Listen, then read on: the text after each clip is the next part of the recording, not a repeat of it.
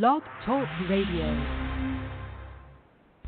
Here at ACO Radio, American Communications Online, or any affiliated stations or websites are not responsible for what guest hosts or call-ins may say.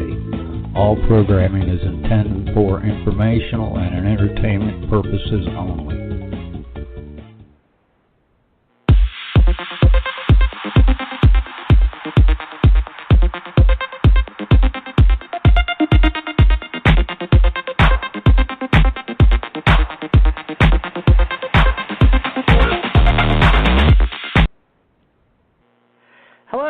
This is TJ Morris, and you are listening to American Communications Online. Yes, now I've got it right, but thank you. I'm ad painter Thomas R. Becker, famous author, artist, and he volunteers his time to help out different radio shows.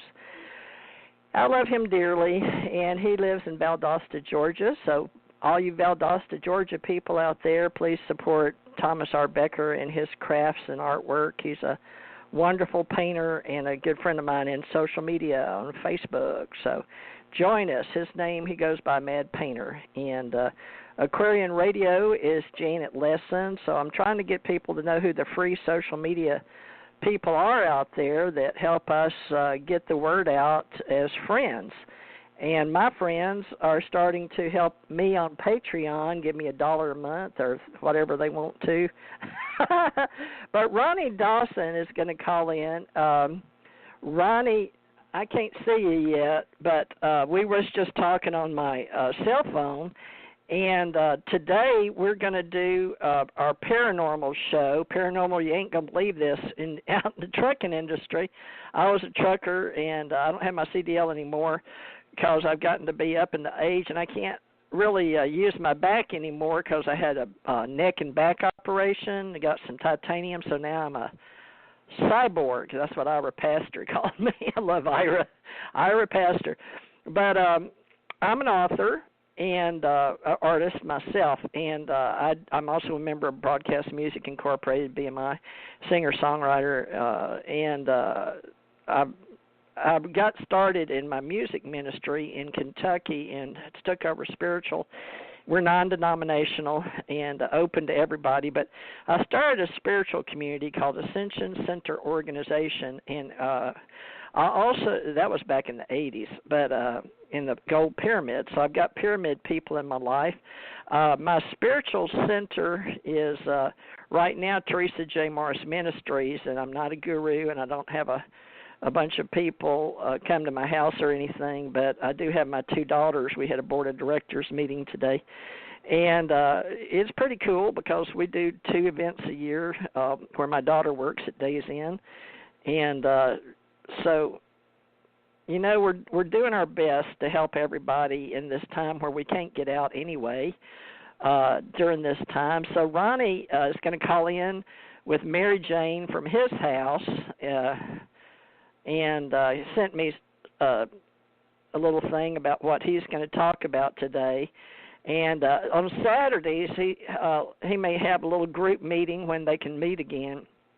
And we're going to call that our UAP Associates and our ACO Club. And American Communications Online is like the main company that we're doing together, everybody, and then we've got excuse me, I wonder if Ronnie's not showing here yet. Do I need to refresh? Let's see here. Ronnie, I can't see you yet. I was talking to you on LinkedIn, and but you're going to have to call into the studio. But he lives out in Texas, and it's hard to get in and out with him, which he admits, but we're going to try it anyway, weekly on Saturdays for Paranormal. You ain't going to believe this shit. It's what we say in the trucking industry. But I love my truckers. I love my veterans, and I'm going to do my best to be as good and as you can. I don't smoke, don't drink, nor anything bad habits, but sometimes I'll drink a pop, a Coke.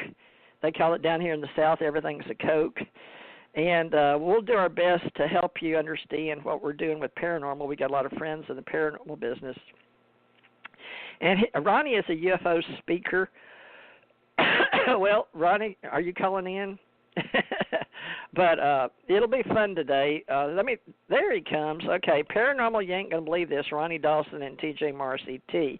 Our American Communications Online Paranormal community is sharing stories, and Ronnie Dawson, patron, he's on my Patreon account, so he's promoting me.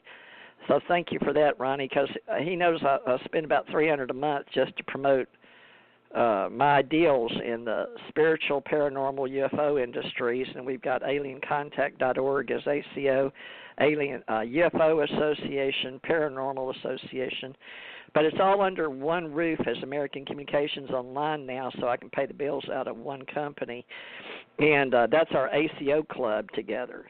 So he gave me this, and he's going to help me weekly, but he said it only makes sense that this is Ronnie talking. It only makes sense that the ET would want to protect their interest on the ground here in the U.S. from the COVID-19 virus. So I guess this is a timely show, being that we're on lockdown in our houses. We don't have the bracelets on our neck, on our ankle, because that's too expensive, even when they do need them for the people that break the law. But we do everything at this radio station, all things allowed by law, okay? But we're law-abiding, proud to be American citizens. Now, in my case, he says, now this is Ronnie talking again. In my case, they have went to all the trouble of growing a clone from my DNA, it appears, to take 2.5 years Earth time.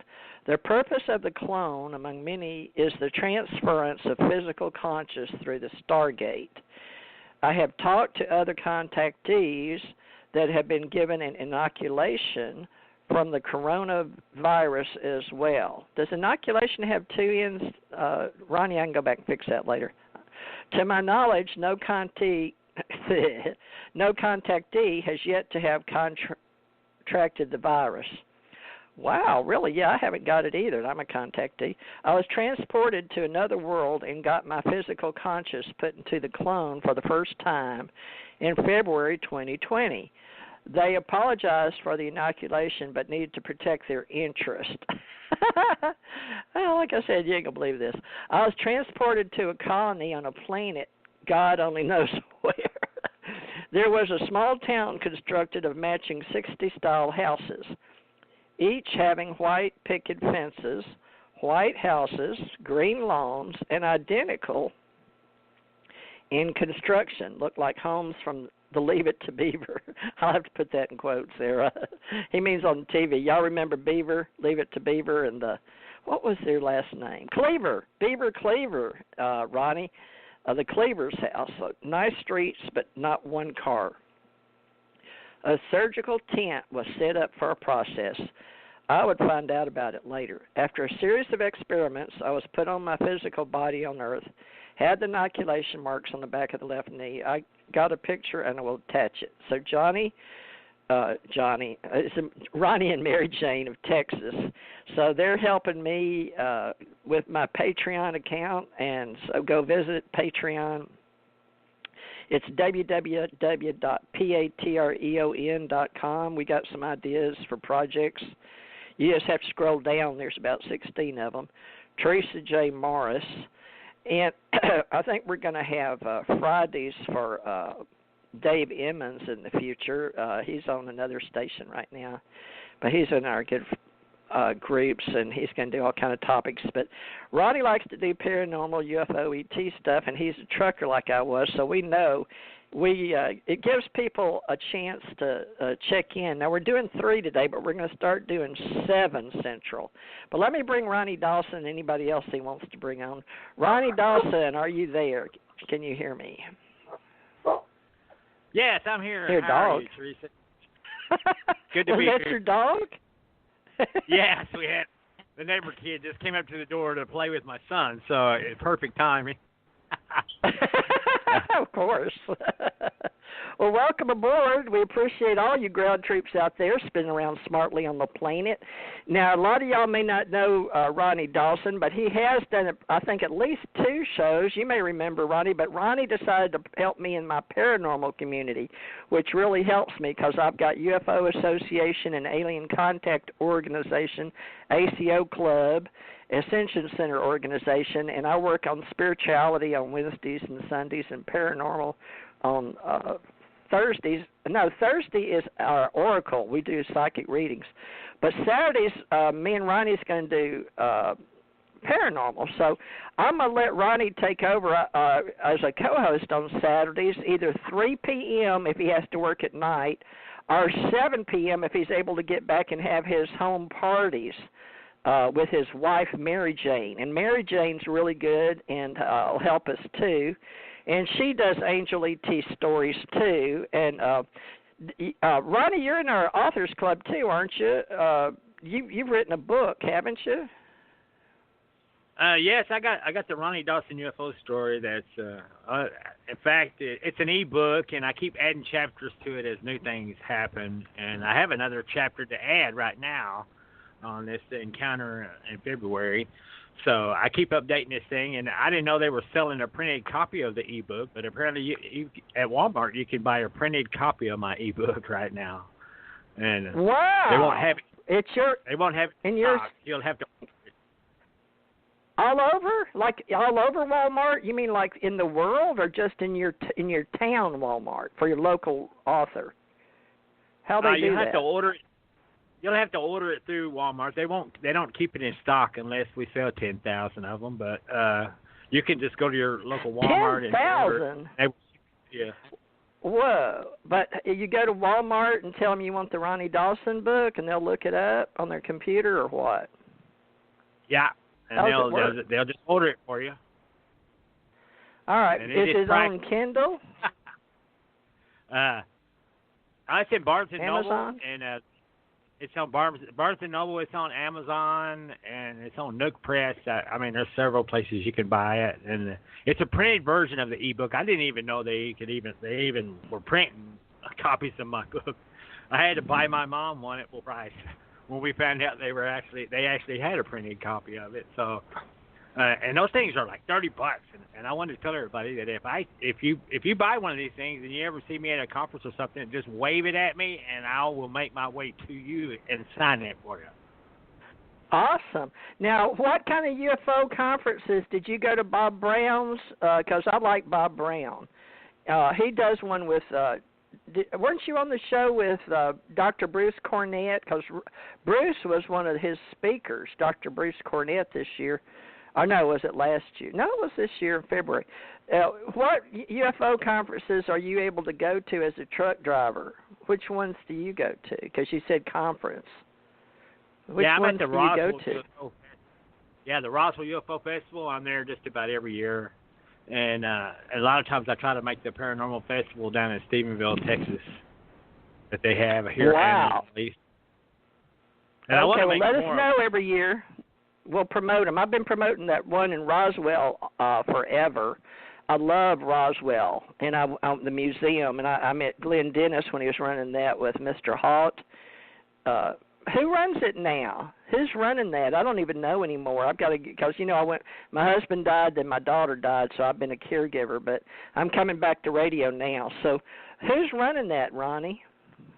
Oh, they change it every year. The city of Roswell, I think, Alexa, I guess somebody to take it for the year or whatever. And I'm not sure who's running it this year, but I know I'll be there. I already have reservations. So wow. Now, do you? Is it still around July 4th week? Go ahead. Yeah, it's going to be July 4th weekend this year. You think they'll really have it, that we'll be off a lockdown?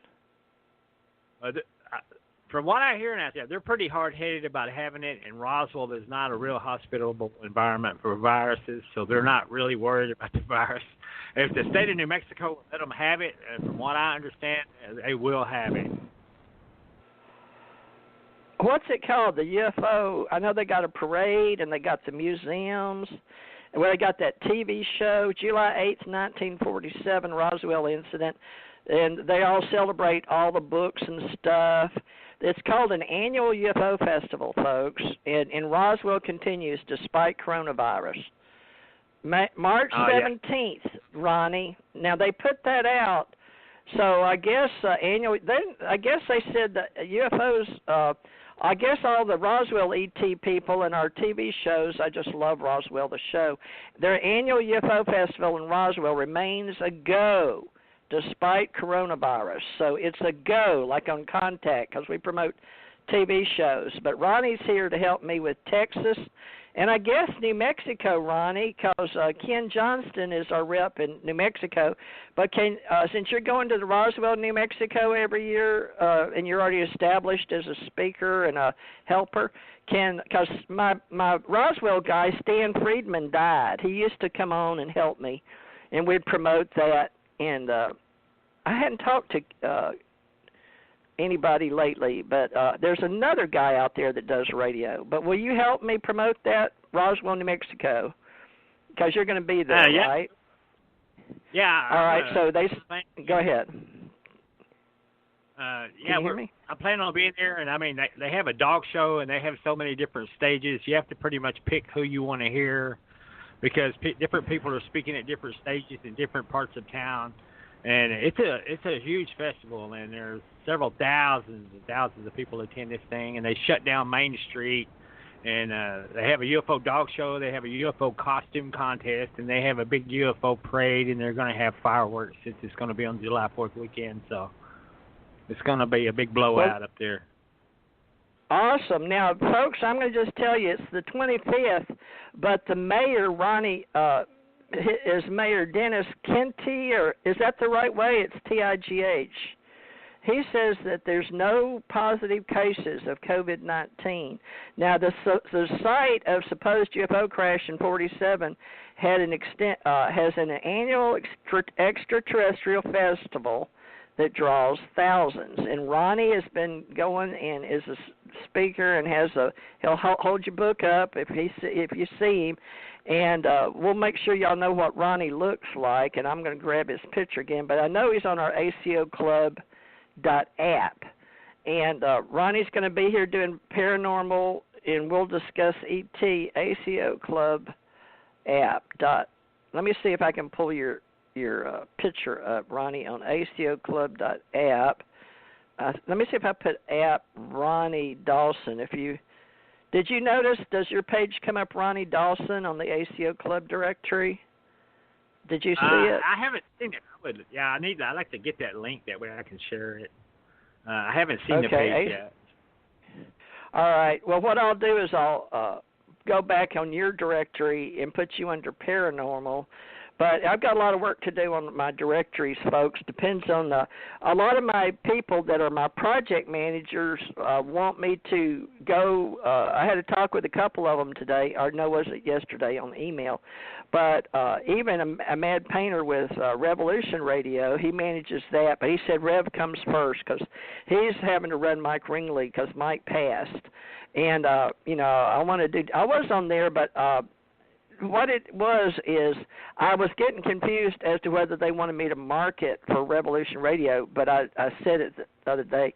Now, I'm on here, Ronnie. I'm on ACOclub.app. Oh, there's your – okay, now on the right-hand side in red, folks, it says Ronnie Dawson.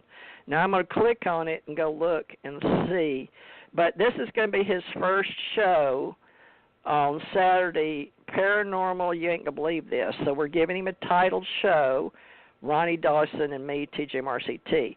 And we're going to, you can go to Ronnie Dawson on ACOclub.app and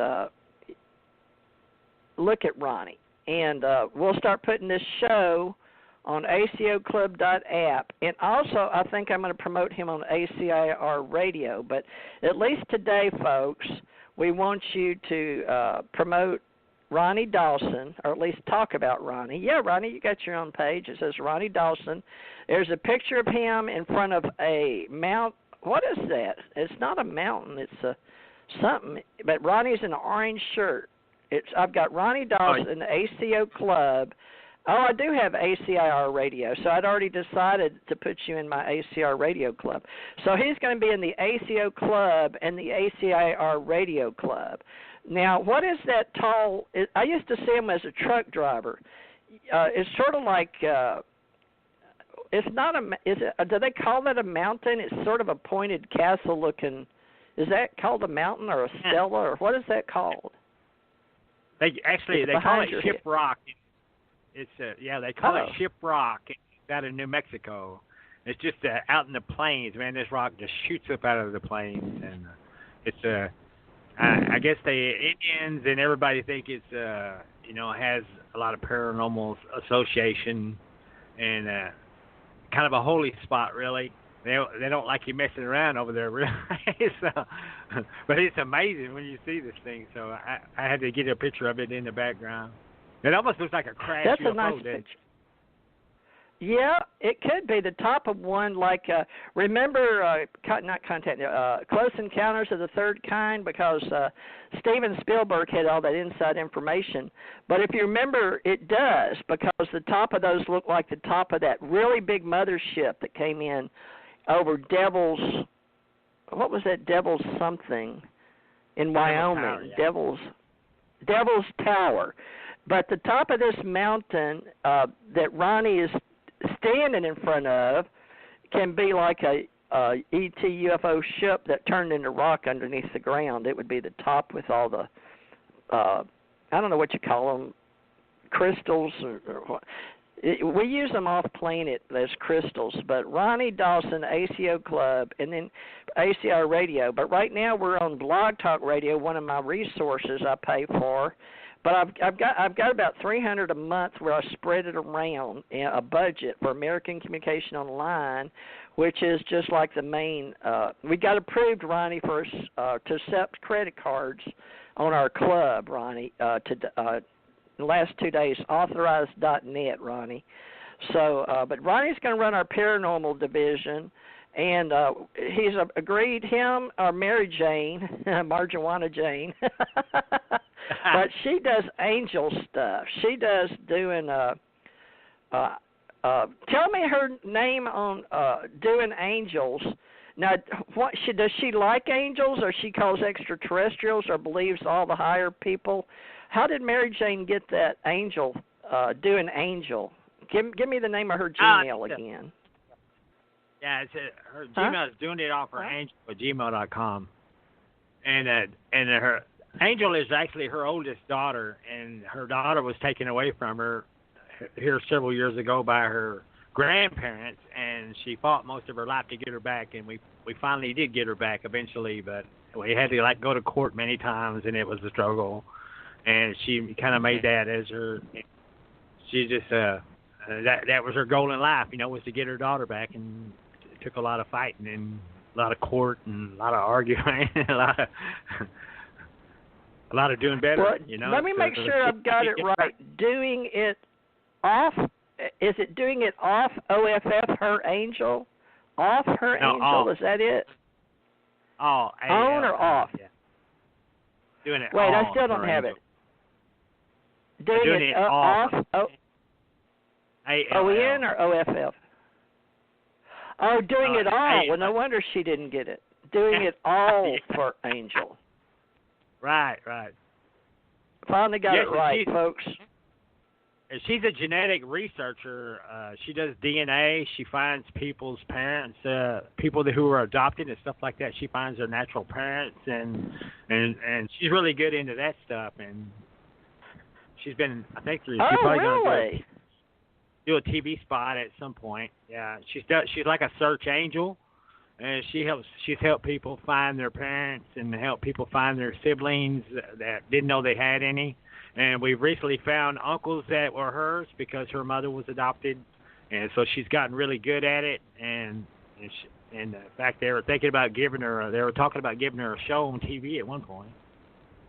Wow, yeah, they were doing all those genetic shows for a while, and I haven't seen any in a while. But we can do that too on our ACO club because I pay for Crowdcast, and we can at least put it on YouTube, Oh, yeah, she'd be happy to know all about that. And how did I get? She can find, and it brings down. Sometimes it's the ugly truth. You know, you can find the ugly truth about your family that's been hidden all these years, like people who have brothers and sisters that didn't know that it existed. You know, and stuff like that. So. Wow. Well, we've gone from the annual UFO Festival in Roswell to angels and DNA, but folks, you never know what we're going to talk about here on the Paranormal Show. It's going to be, you ain't going to believe this. But Ronnie and Mary Jane out of Texas now, so y'all be sure and tune in, and they'll promote the Roswell UFO for us annually to remind us to go there. July 4th, since we don't have Stanton Friedman anymore. Now, Ronnie, on this Associated Press that they let go March 17th, it was on the New York Post. It made New York Post through Associated Press. An alien on display during the 2011 Roswell, but they used that. I guess it was open source. But they have KOB TV reports the UFO Festival Roswell, July 3 through 5, Ronnie. And the organizers say they do have plans for it, okay? Now, Ronnie, write down Molly Boyles is the Main Street Roswell board member, that's spokesperson. MOLLYBOYLES, in case anybody asks us. Now, she says she's one of the organizers. Wait, let's see. She's a Main Street Roswell board member. So I guess the Main Street has to have a board to help run the city and the festivals, probably like where I lived in Beaver Dam, Kentucky, and helped Ohio County. But Molly Boyle says the organizers still have time, so don't cancel or don't postpone. But she's saying, as far as they know, unless the government agencies, come down on them, so to speak. So Boyles is the owner of Once Again Consignment and Resale Shop there. So she doesn't plan to close her doors even now. So Roswell Mayor Dennis Kintig, Kintigh, says the city so far has no positive cases of COVID-19. So the site's supposed UFO crash in 1947 has an extraterrestrial festival that draws thousands. So Ronnie and I are supporting Roswell and the ET Extraterrestrial Festival, okay? That's what I do on TJ Morris ET Radio. I promote ET festivals. Now, some of us may call them aliens, grays, ETs, angels. We may or may not all be talking about the same thing here weekly on the Paranormal Show, but with Ronnie Dawson. But Ronnie's helping me, and I'm going to help him. So y'all just get ready for it. Now, today, Ronnie's had... For y'all in the ACO Club and on Patreon that don't follow us yet, go to patreon.com/Teresa J. Morris. There's so many Teresa Morrises, I had to put a J in there. But, Ronnie, I'm going to let you start because I'd like you to tell people when we start these shows, because we're doing, I'm an archivist and a researcher and recorder for UFO Association, too, with Jan Aldrich. And we do live books or audio books here. But I want you to go ahead, because this is going to be like a form of an audio book every 2 hours, every Saturday. So on this book, I want you to tell people, just sort of like you were talking on a book, and tell people who you are, a little about your past, and then how you got into this paranormal ET radio with me. And then we'll go into your latest story. Okay, you understand we're trying to make a chronological linear timeline, all right? And then we'll get into what I wrote about today, the latest episode. So start from the beginning, Ronnie, because we're like starting all over, because this is our real first in a series. It's going to be Series 1, Episode 1 with Ronnie Dawson on our Paranormal. You ain't going to believe this show. So take it away, Ronnie, and I'm going to mute. So until you need me, you just have to say, TJ, unmute if you want me, okay? Well, it turns you off. You back? You back, Ronnie? I'm back. Can you hear me now? Actually, yes. Can you hear me? Yeah, it knocks you off or something. But that's if I lose him, folks, I'll unmute. Okay, but did you hear anything I said about starting from the beginning and introducing yourself? Could you hear me or no? Yes, I heard you. It kicked me off, and then I came back, and I caught the end of it there. So. Oh well, then now what I was telling everybody is this is going to be our first paranormal. You ain't gonna believe this. We're doing like audio books for the paranormal. You ain't gonna believe this. So this is Series 1, Episode 1, just like you do TV shows. Excuse me, like audio books. I gotta get some water. I've been talking too long, but I'm fine, folks. Ain't nothing wrong with me. Government, don't come get me. Don't come get me. Don't, please. I'm fine. There ain't nothing wrong with me. All right, Ronnie. I'm gonna mute, and you're gonna take it away and give everybody your background and how you got into doing this paranormal stuff. And then we'll catch them all the way up and finish with catch up to today's story. But start back who you are, where you come from, that you're a trucker, and how you got into all this. So I'm going to mute, okay? Audio Book 1, Ronnie Dawson. Here we go. All right, thank you, Teresa. And this is not a good time to be coughing. People look at you funny when you cough nowadays. People be getting some distance from you. But anyway, yeah, we're doing this paranormal show, and we're going to be talking about ETs and Bigfoots and ghost stories, and it's going to encompass everything, and we'll be dragging different people into the conversation at time to time. So you never know exactly what we're going to talk about, but it's guaranteed to be interesting, and everybody's got stories out there, and we don't talk about it a lot, but there's some great stories out there, and me being an ET experiencer, I get people seeking me out all the time to tell me stuff because they know I'm going to believe them. They know I'm not going to ridicule them. So I've heard some interesting stories, and I've got some interesting stories. So we definitely have enough information here to keep you entertained. But I'll tell you a little bit about who I am, where I came from. Like I said, I'm just an old truck driver. I'm nobody special. I'm not and I go out there and work for a living. I'm not a radio person, and that's my downfall probably. But the reason I'm not famous right now is because I'm just an old truck driver.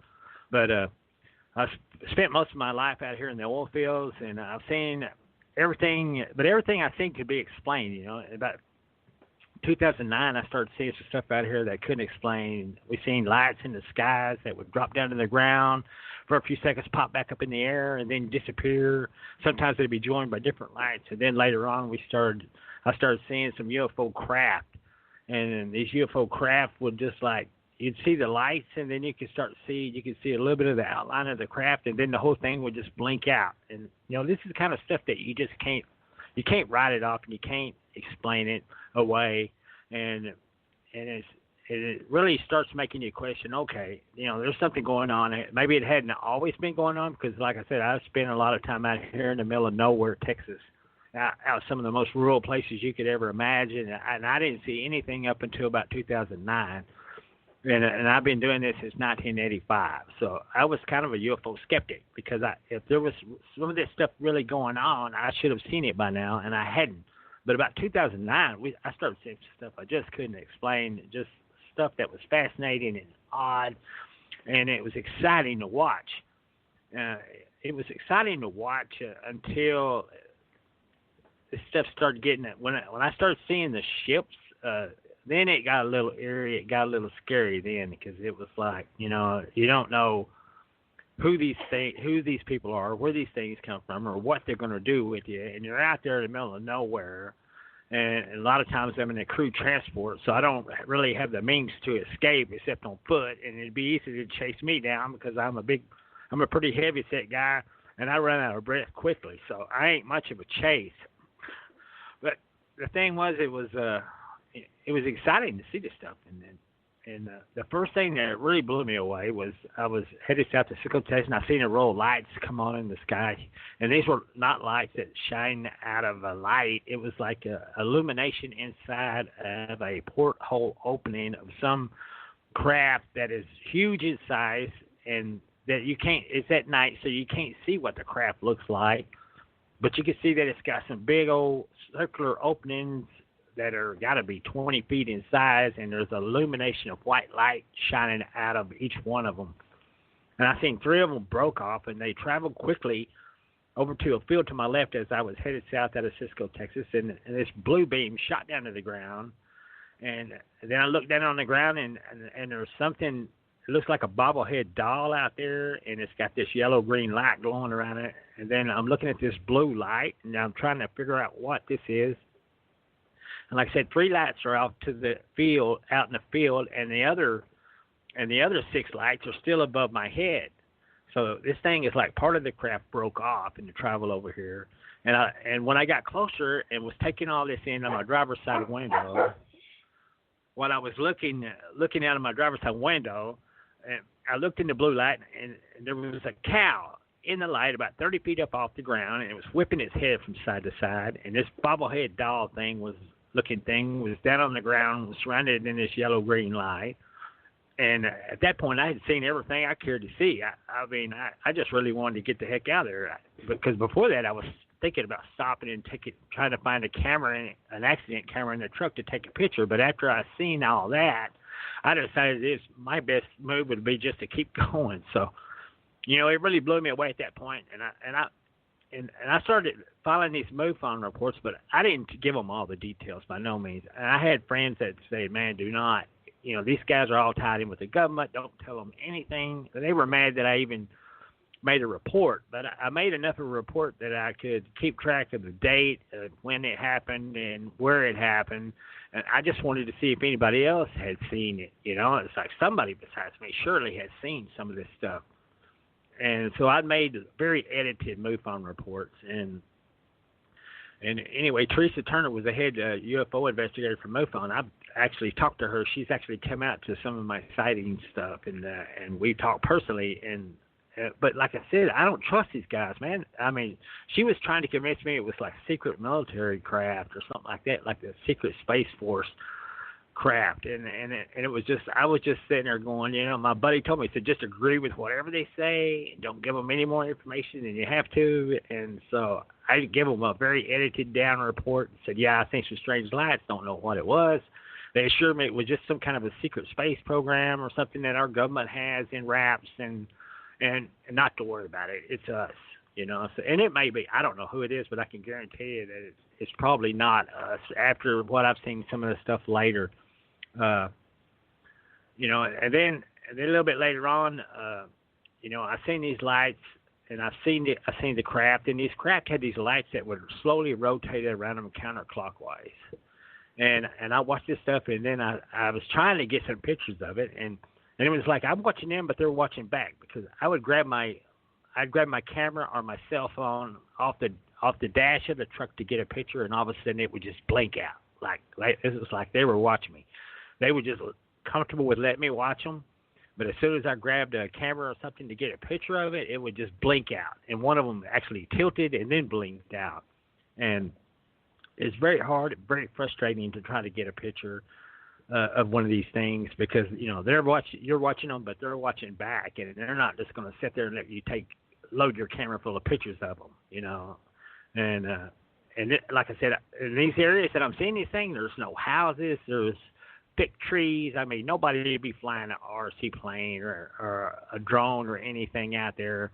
And I've been close enough that even if it was a drone, you would have been able to hear the engines of the drone running. I have a drone myself. I know what they look like. I know how they sound. And these aren't drones. They're way too big to be drawn. And I asked some of the people I talked to, said, have you seen them? Yeah, I've seen them. They told me. And I said, well, what do you think they are? And they said, they're military helicopters running stealth, stealth operations at night. And I was like, everybody's got their own perception of what it is, but helicopters are very noisy. And when you're within 100 yards of one, if nothing else, you can hear the blades chop in the air. And these things are perfectly silent. And the one that I seen that tilted and took off, it made such a high-pitched buzzing sound it almost irritated my ears. It was almost like a fly flew in your ear, and it was so loud and such a hum. And when it took off, and it just blink right out faster than you could even imagine. And I mean, I noticed the first thing they do is the lights don't stay on as they leave. The lights go out and then they take off. So it's almost like the lights are a byproduct of the thing staying idle too long. It's one of the concepts I've come to believe after watching all these things. So anyway, I seen 2 craft in like 7 days. I went up there to my old buddy's house, which is, his name was Alan Osterfield, and he lived here in Ranger. And I said, hey man, let's get some video of this thing. Let's get some footage of this thing, And he agreed to it. He had a great place out in the dark on top of a hill. It was a great place to UFO watch. So we were up there, and he had the camera, and I had a green 250 milliwatt laser, like a little more powerful than a classroom laser, but it shoots a green beam of light, probably 5 miles. And I wanted to just shine this thing at the UFO to see if it deviated the beam. And it is an out-of-the-box thinking scientific experiment that you could perform on a UFO. And I don't know if anybody's ever thought about it, but we thought about it. And I wanted to see if this thing was bending time and space, like Bob Lazar had suggested, that if it would make the light beam appear to bend. And so I wanted to fire this laser beam around this thing to see if it was actually bending the fabric of space around the craft. So we wasn't seeing anything, and then all of a sudden, my buddy Alan was the first one that seen it. He goes, look, he said, dude, is that what you're talking about? And I looked up, and a 4-light craft had appeared, and it had to be like 400 yards from us. And I said, that's it, Al. That's what I've been seeing. And I got my laser up, and I fired that laser. And I got to thinking to myself, I said, man, that laser, if they take this wrong, this could go very bad for both of us. So I shined this laser up at the craft. I shined this laser around the craft, and I was looking for beam deviation. Now, Alan's job was supposed to be grabbing the camera and filming this thing. But you have to understand, Alan had never seen a UFO before. And I don't really think he believed in UFOs. He was willing to help me look for UFOs, but I don't think he really believed that there was this thing as UFOs. He was just willing to lend a friend a hand and hang out and look for them, So I'm sitting there shining a laser all around this thing. Then I said, I'm going to shine it on it, Al. I'm going to see if it makes a reflection. So I shined it on the craft, and the craft, this laser, I mean, if you shine it on the side of a car, you're going to see a reflection off of it. Maybe not like a mirror where it would shoot it off in a different direction, but it was definitely going to light up around where the laser hits it. So I shined this laser on the craft, and this thing just completely absorbed the laser. I mean, the beam just stopped dead in the air. I mean, it didn't pursue any further than the craft. It just hit the craft and stopped dead in its track. And this thing just absorbed every bit of the light. You couldn't see any glowing around where the beam was hitting the craft at all. It just completely absorbed the thing. And I looked over to Alan, and I thought, man, I hope they don't fire something back at us. And I said, I hope you're catching this on camera. And I looked over at him, and he was standing there with his hands on his hips, and his mouth was wide open, and he was looking up at this thing, and he was going, my God, what do you think it is? And I said, Alan, man, the camera, you're supposed to be filming this. And he said, oh, my God, the camera. And he grabbed the camera, and he was trying to get it up and running. And this thing, I guarantee you, all the lights just blinked out, and it just disappeared. You couldn't hear it shooting off. You couldn't hear a sound or nothing. It just blinked out. It was probably 100. There's 4 lights within about 100-yard area. And this thing all the lights just went out. And, I mean, you couldn't see it shoot off or nothing. And I was going, wow, man, I can't believe you're watching this thing right beside a camera and never thought to grab the camera and point it and record anything. He was just fascinated by it, but it was really great to have somebody for the first time that actually saw something besides me, because people just, they'll listen to your story and they don't maybe discount you, but they don't really buy into what you're seeing unless they actually see it themselves. And I understand. I'm kind of like that myself. If somebody told me something like that, somebody could tell you there's a purple elephant out and you're eating the grass off your front lawn, and you could listen to the story, but you're not going to believe it until you walk out in your front yard and see that thing eating the grass, and then it's a whole different experience at that point.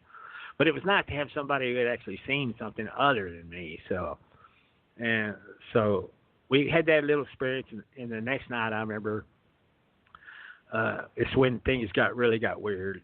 Is because I came home from work and in the afternoon, and I have a house cat.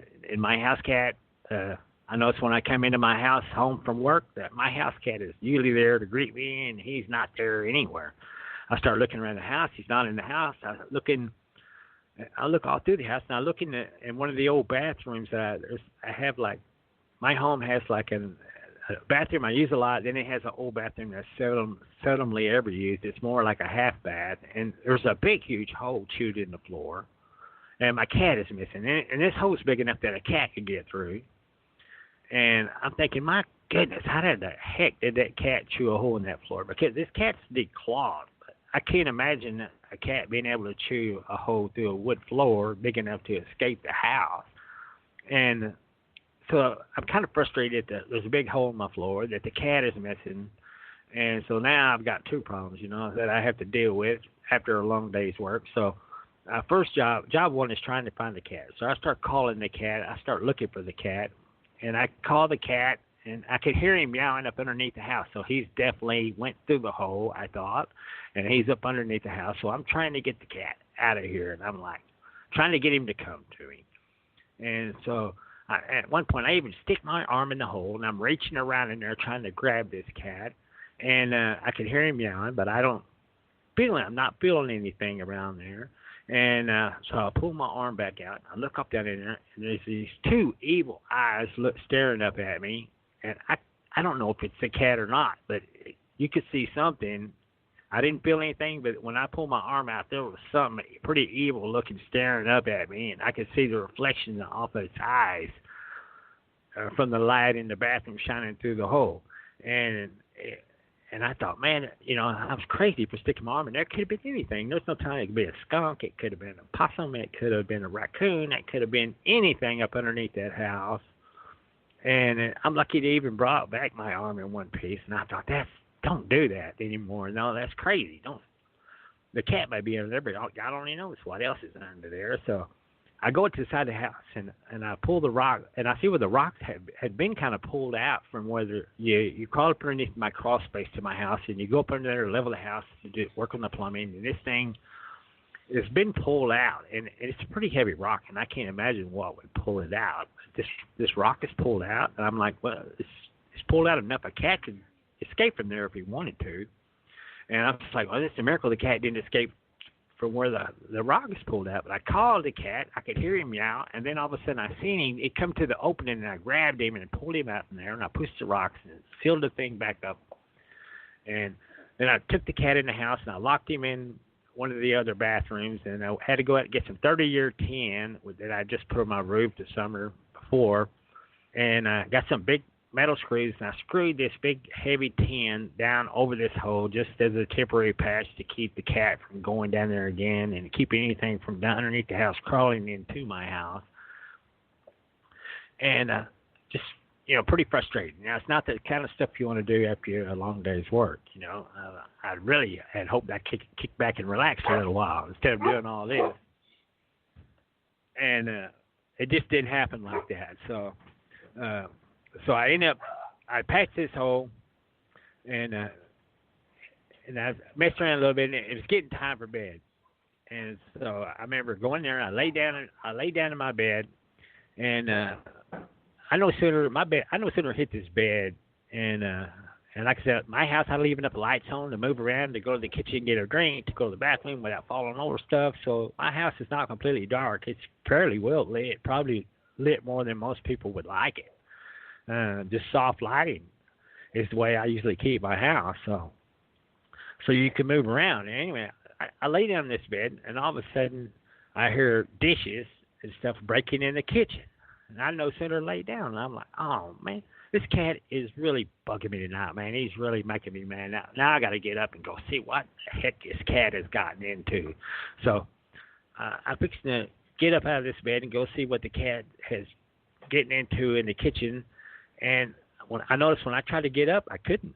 It was like my shoulders were like pinned to the bed. I mean, I felt perfectly normal. I thought, I can't get up. What's wrong with me? I was thinking, man, there's something medically wrong with me. For some reason, I I'm paralyzed and can't move. I don't know what's going on, if it's medical or what. And I can kind of tilt my head, and I'm kind of looking out the doorway, and all of a sudden I see the cat, and he's looking very nervously back towards the kitchen, and then I hear dishes moving around again. I hear cabinet drawers opening. I hear a lot of noise in there, and I'm going, oh, man. And the cat is looking really nervous back towards the kitchen. So I know whatever's making the noise is something in the house other than me and the cat. And so the cat, he actually comes into the room and jumps in bed with me. And I can still hear noises in there. And then all of a sudden I see, like I said, still paralyzed in this bed. I can't move. And all of a sudden I'm looking towards the doorway. My head is facing out the doorway. And I see something run streak across the door in the living room. And this thing, whatever this thing is, moving like nothing I've ever seen before. This thing is lightning fast. It's so fast, it's just a blur went by. You couldn't even, your eyes couldn't even focus enough on it to even tell what it was. But it was small, short, and faster than anything I've ever seen in my whole life. And this thing ran by the doorway, and then it ran back the other way, and it ran by the doorway so fast both times I still couldn't see what it was. And then all of a sudden a second one came in, and it ran across the doorway, and then the first one ran back across the doorway again, and then this time one of them run across my vertical wall. It run up on my vertical wall, and then run the full length of my vertical wall, probably about 3.5 feet off the floor. And after seeing it, I thought, oh man, okay. I was really hoping at this point it was squirrels or raccoons or something, because I've had squirrels get into my house before. They fall through the drop down ceiling, and I have to get a welding glove and a trout net and catch them. And I was really hoping it was something explainable, but when I seen that thing run across that vertical wall, I knew at that point that whatever this thing is not probably from around here, and it probably had a whole lot to do with what went on last night. And I'm like, the fact that I'm still paralyzed in this bed, that something's in my living room running across vertical walls, pretty much tells me that this is a visitation from somewhere else, and God only knows what they're going to do. And these things are running around, and they're opening cabinets, opening drawers. They act like they're looking at stuff. They knocked over a lamp at the computer, and it broke. And so things are getting broke. These things are running around.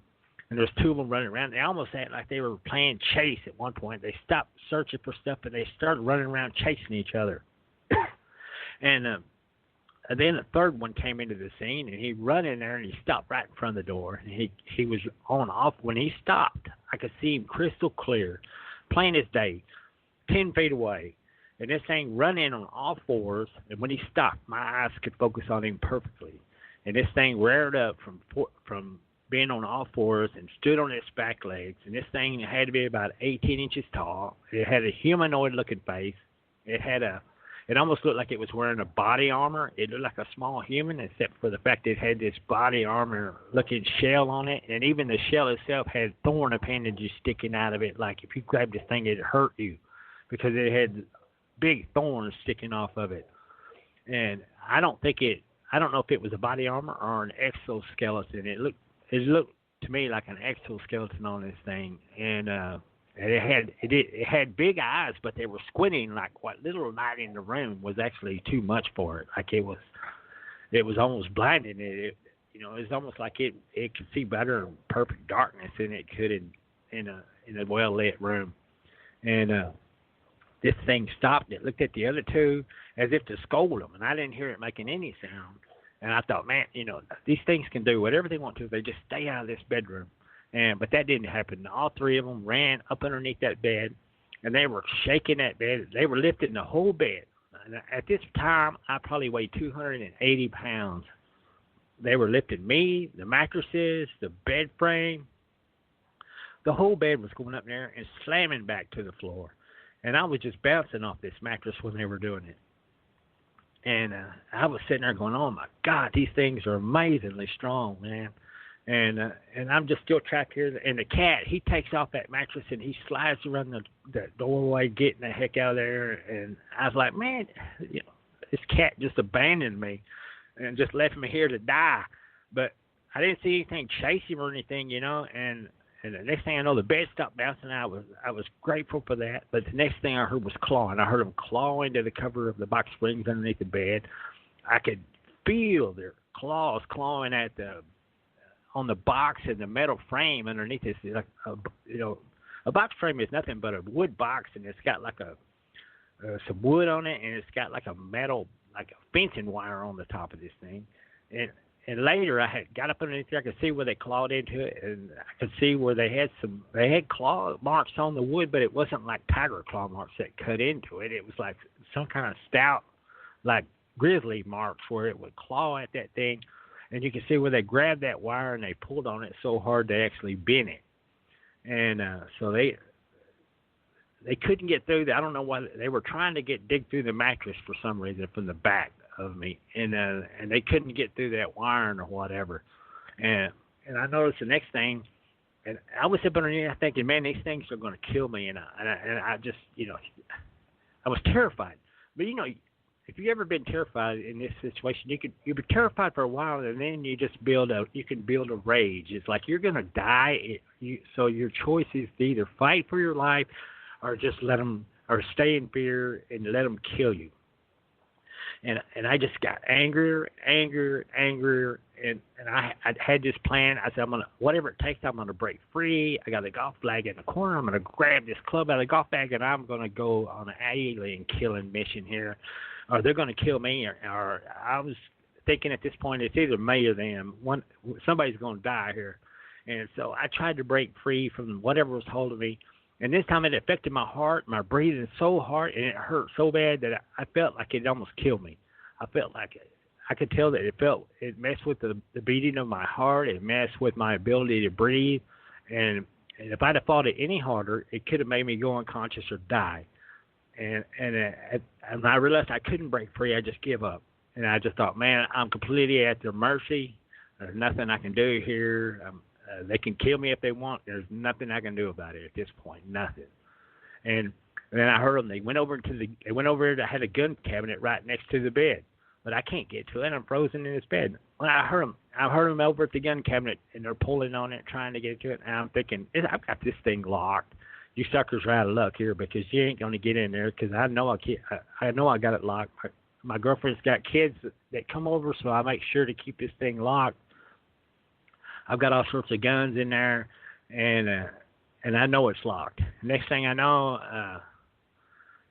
everything went quiet. I didn't hear them digging around in the gun cabinet. I didn't hear them open the doors of the gun cabinet. Everything just went quiet, and I thought, wow, that's good. Quiet is good compared to what's been going on in here. Quiet is good. And then all of a sudden, my body just acted like a robot. My body leaped out of that bed, and I was madder than heck, and I cussed real loud, and I grabbed that golf club out of that bag, and I was so freaking angry, and I was determined to kill something.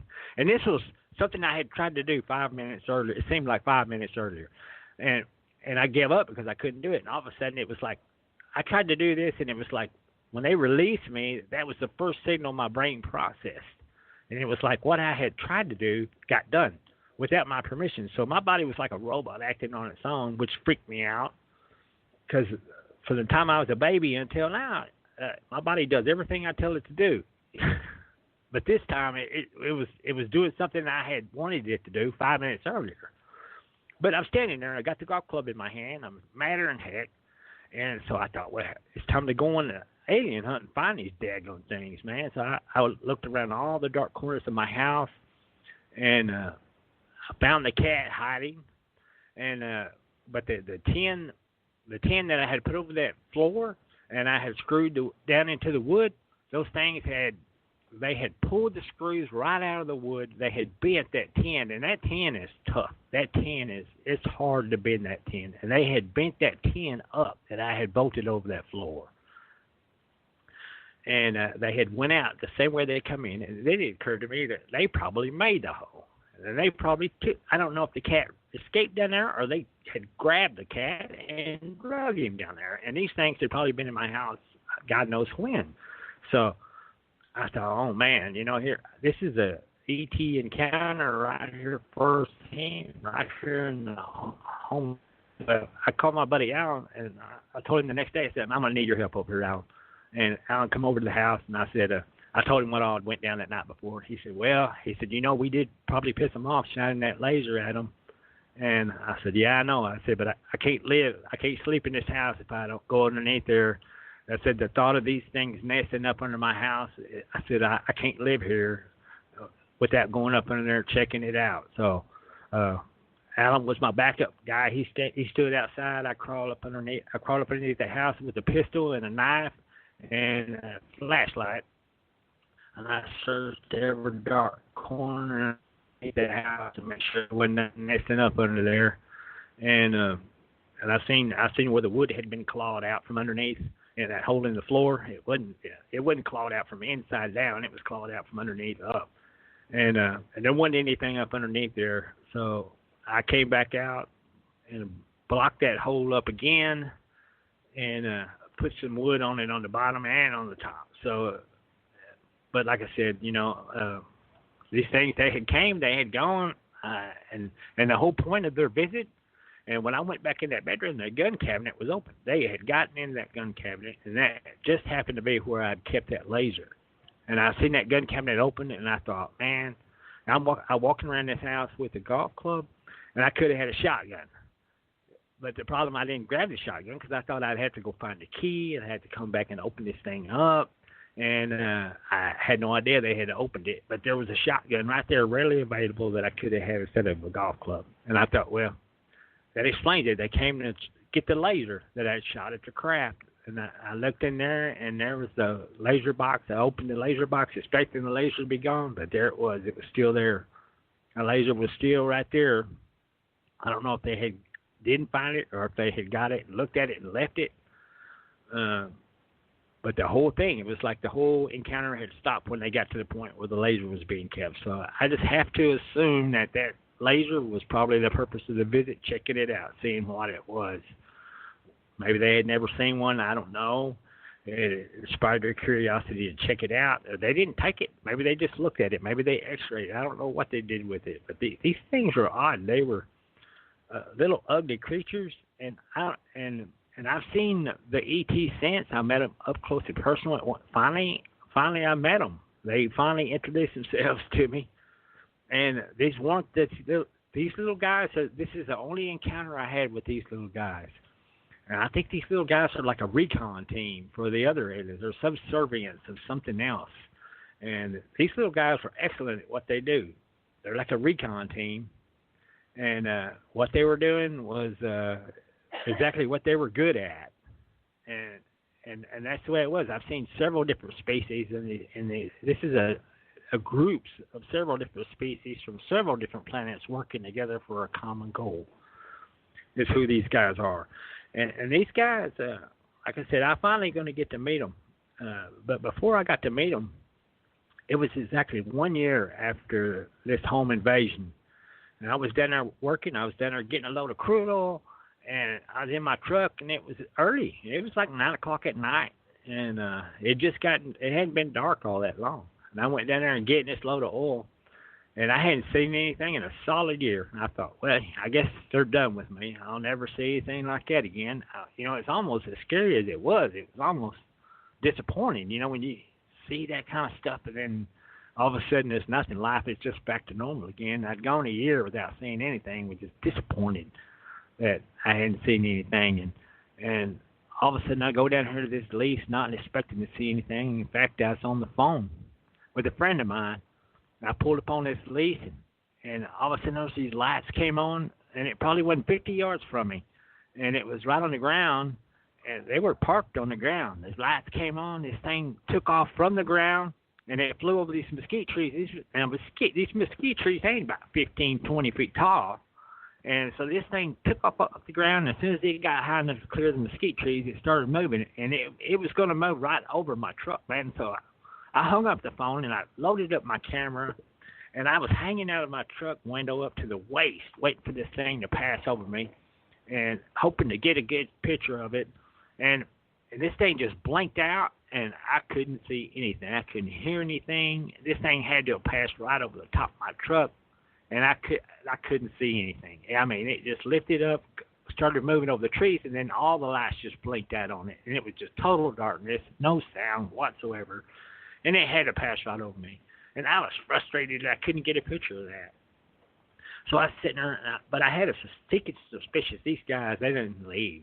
They're still out here somewhere watching me from the dark or something. And I started doing my job, and I looked up out there, and all of a sudden these lights came on, probably a quarter mile from me over the trees. I thought, there they are. I know it. I know they didn't leave. They're still hanging out over there. And then this thing, I got my lights up, and I started getting some pictures. I was excited, man. It's the first time I'd been able to get some pictures of this thing. And MoFone had been harassing me like, hey, get some pictures, Ronnie. We'd love to believe you if you could get some pictures. And so I was determined to get some pictures. So, and I got my camera out, and, man, I was getting some pictures of some lights. And, man, I was taking some pictures of some stupid lights. But, lights, that's about the worst. If you see lights, that's amazing. It's awesome. But that don't prove anything to people who out there, the debunkers and non-believers. When you show them a picture of a light in the darkness, that don't mean anything to them. That just means you're taking pictures of street lights while you're on drugs or something like that. They don't.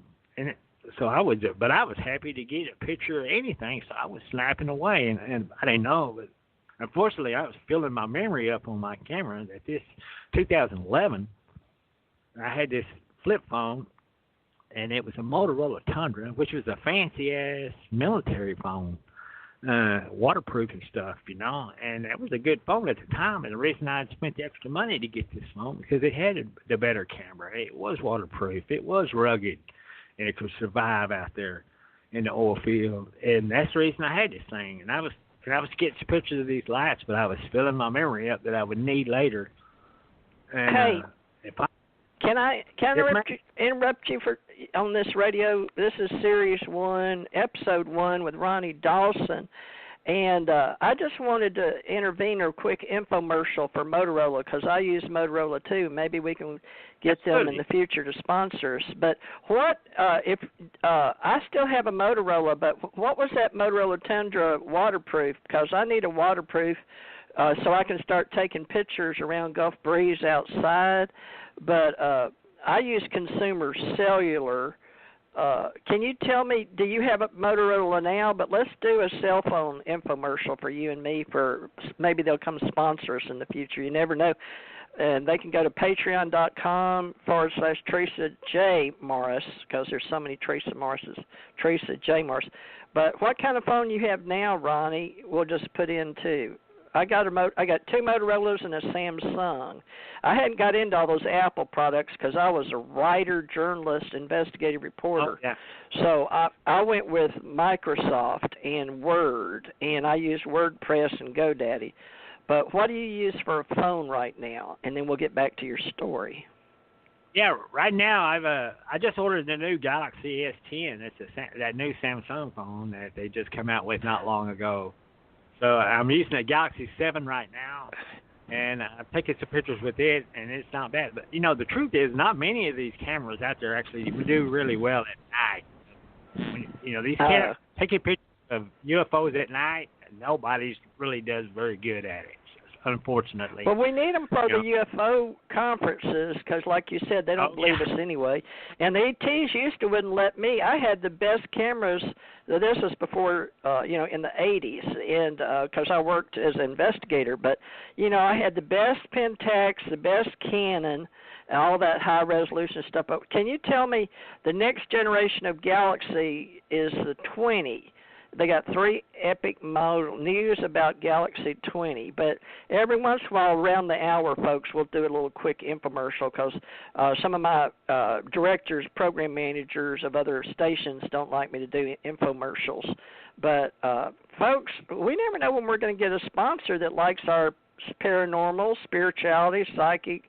Our new paranormal is the new normal, too. So, Ronnie's trying to help me get where I can pay my bills here. And some of them are just giving me $1 a month on Patreon, some $5 a month. So what you got here? You think Samsung?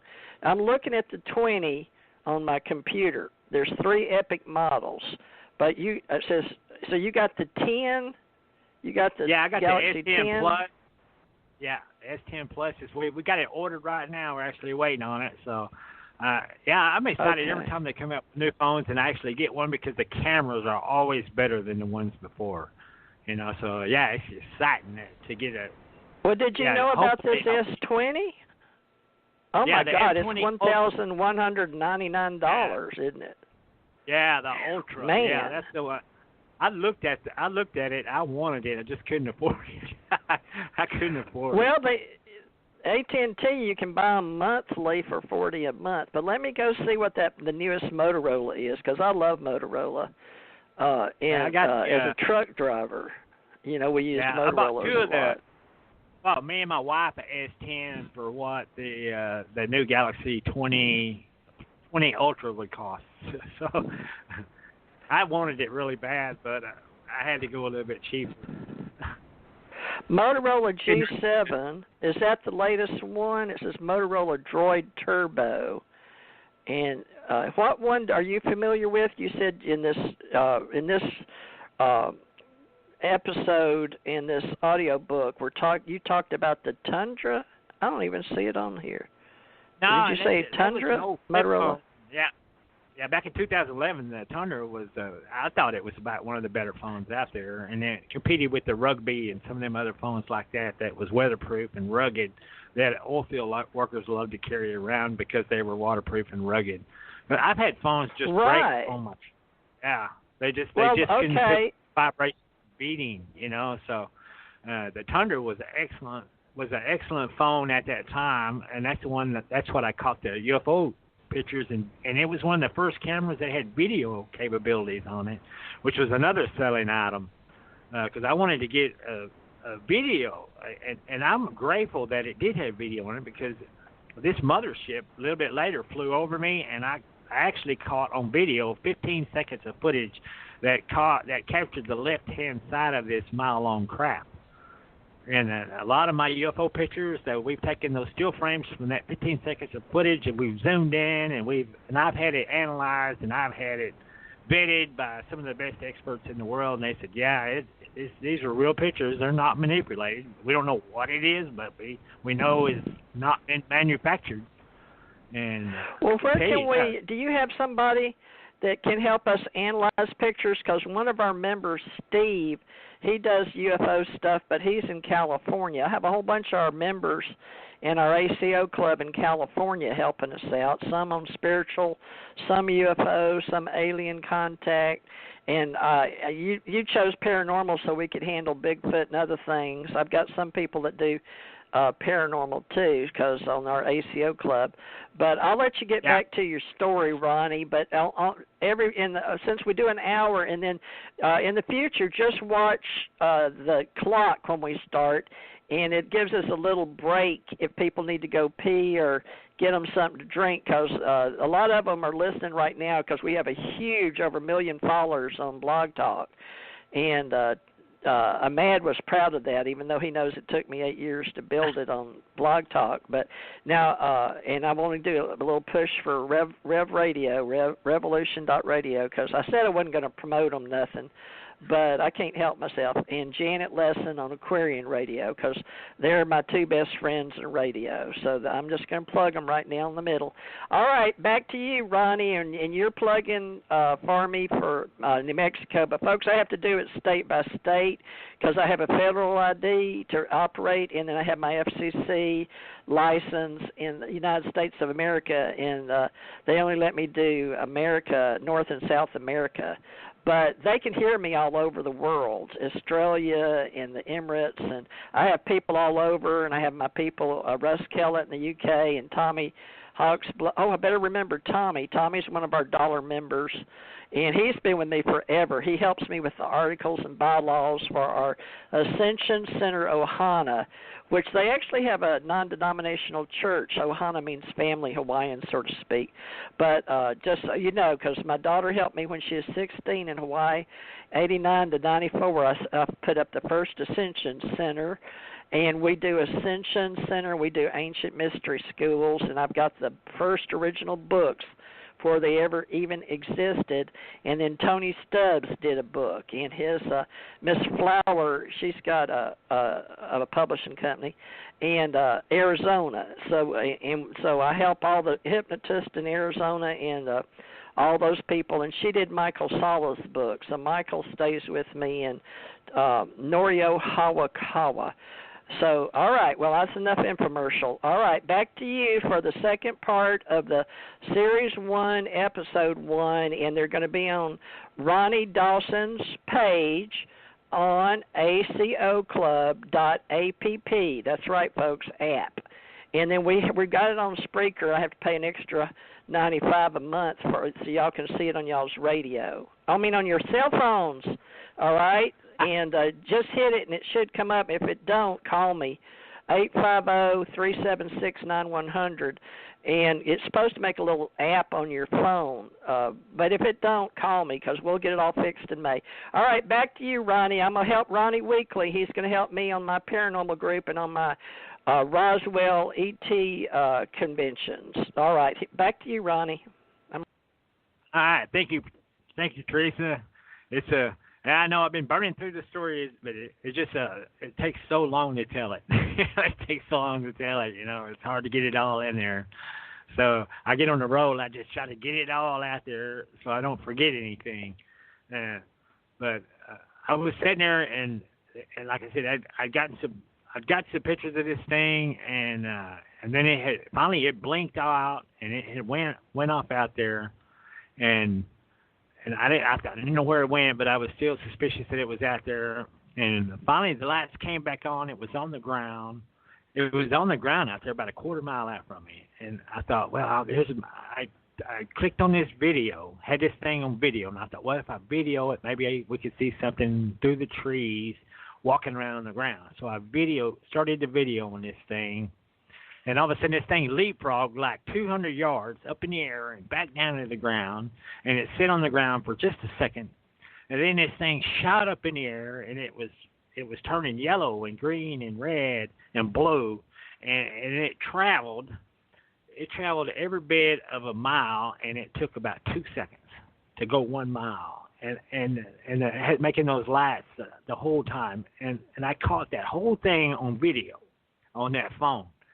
And I was like, my God, I can't believe I just caught that on video. It was perfect timing. I just started the video when it did that odd stuff, and the camera was running. And sure enough, it's at the very bottom of the video. But I had caught this thing doing this little leapfrog jump and then taking off. And I play with rockets. I know my fastest rocket travels about a mile in about 3 seconds, and this thing traveled about a mile in 2 seconds. So that told me that within 2 seconds, this thing hit a speed of over 1,000 miles per hour. And there ain't a whole lot of stuff out there that can do that quietly like this thing did. And I actually caught it right there on video. And this is the same crap that's going to come back in on me. I'm sitting there, and this thing, it disappeared, and all of a sudden it appeared back over the field again a little bit later, and this time this thing started moving right at me. It started coming straight at me, and it was getting too close for comfort now. I could see it blacking out the stars overhead. There was a dish-shaped blackness that was moving in front of the stars, and this thing was getting closer and closer, and I was going, oh, man, at some point it's time to get the heck out of here, and this thing is coming straight at me. And all I know is I was ready to run, and my knees, I got so scared when I looked up, and the edge of that disc blocking at the stars right over the top of my head, and my knees started shaking so bad that I could barely even pull off a walk, much less run through the forest like I wanted to. And I just waddled down them stairs, and I hid over behind this tanks of the storage tanks. And I'm looking between these tanks up at this thing, and all of a sudden I could see the lights inside this compartment that was hanging underneath the disc, and I was going, oh my God, man, what's going to happen to me? And I started thinking, this thing shoots these tanks. I've been loading crude oil. These tanks suck fresh oxygen in these things that makes them extremely flammable. This whole place is going to go up like a bomb if some kind of spark or static gets in these tanks. And I realized, oh my God, one shot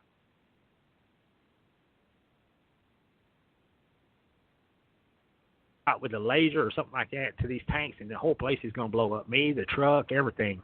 And so I started backing out away from these tanks, and my knees are still shaking so bad I could barely pull off a walk. And I move a little ways over, hide behind this metal steel separator, and I'm peering around this thing, looking up at this UFO, this disc compartment underneath this thing. This big white light comes on inside it, and there's a shadow of something standing in the light, like there's something looking out of this compartment. And I'm just scared to death, and I'm looking, and I hide behind this separator, open, they don't see me. And I look around, and I see how dark it is around that place, and I'm thinking, oh, man. There's something with slimy hands fixing to come running at me through the dark. It's quite entertaining to watch this, sci-fi horror movies. But I guarantee you, living a sci-fi horror, being in a situation like this is not fun, man. My heart is beating out of my chest. My knees are shaking. I can't even run if I wanted to. And I'm thinking clearly. I just having trouble moving my knees. But I look around this thing, and I thought, man, I need to get a picture, really need to get a picture of this thing. So I pull my phone out, I lean around this metal separator, and I take one picture, and I don't even look at the display to see if I just point it at this thing. It's big enough and it's close enough. I know I can catch it without doing much aiming. So I didn't want these guys to see me. So I just I leaned around that corner until I got the camera pointed at this thing, and I pushed one picture. And I got that picture, and you could see, we zoomed in on that picture, you could see a creature of some sort, and it's got huge eyes, and it's got short hair, and this turns out to be the alien that I would later meet in August 2017. So this is 2011. I actually got a picture of the alien I would meet 6 years later, and she looked just like she did in that picture. And it was, and I was happy that I caught this thing, but it was scared to death at the same time. This thing finally it started backing away. The lights went out. It started backing away, and I could see a military jet coming. This thing backed away about 100 yards out there, and then the lights just went out on it.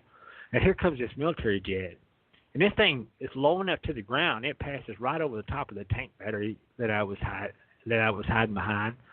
I mean, I looked up, I could see it looked like an F-16. It went right over that top of the tanks. Maybe not that high up either. And it should have collided with the thing.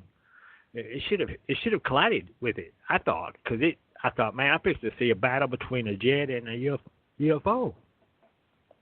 And the jet just went out there, and it made a big sweeping circle, and then it headed back towards the Abilene Dice Air Force Base. And I thought, this jet wasn't even out of sight. I could still see the red light on the tail of it as it was going out of sight. And then the UFO light came back on over the field out there. And I was like, the UFO's still there. The jet didn't see it. It didn't collide with it. They didn't have a firefight. And the jet's still in sight and leaving, and this UFO comes back on out there, right, not far from the same area that I've last seen it, So it was like, it hit from that jet like it wasn't nothing. And that jet headed away, and finally the UFO it backed away. The lights went out on it. And I didn't see it for a little while. I noticed there's a grouping of lights above my head that was doing this big circle around the whole location. And this thing was it was probably doing a circle around my area, probably for 10.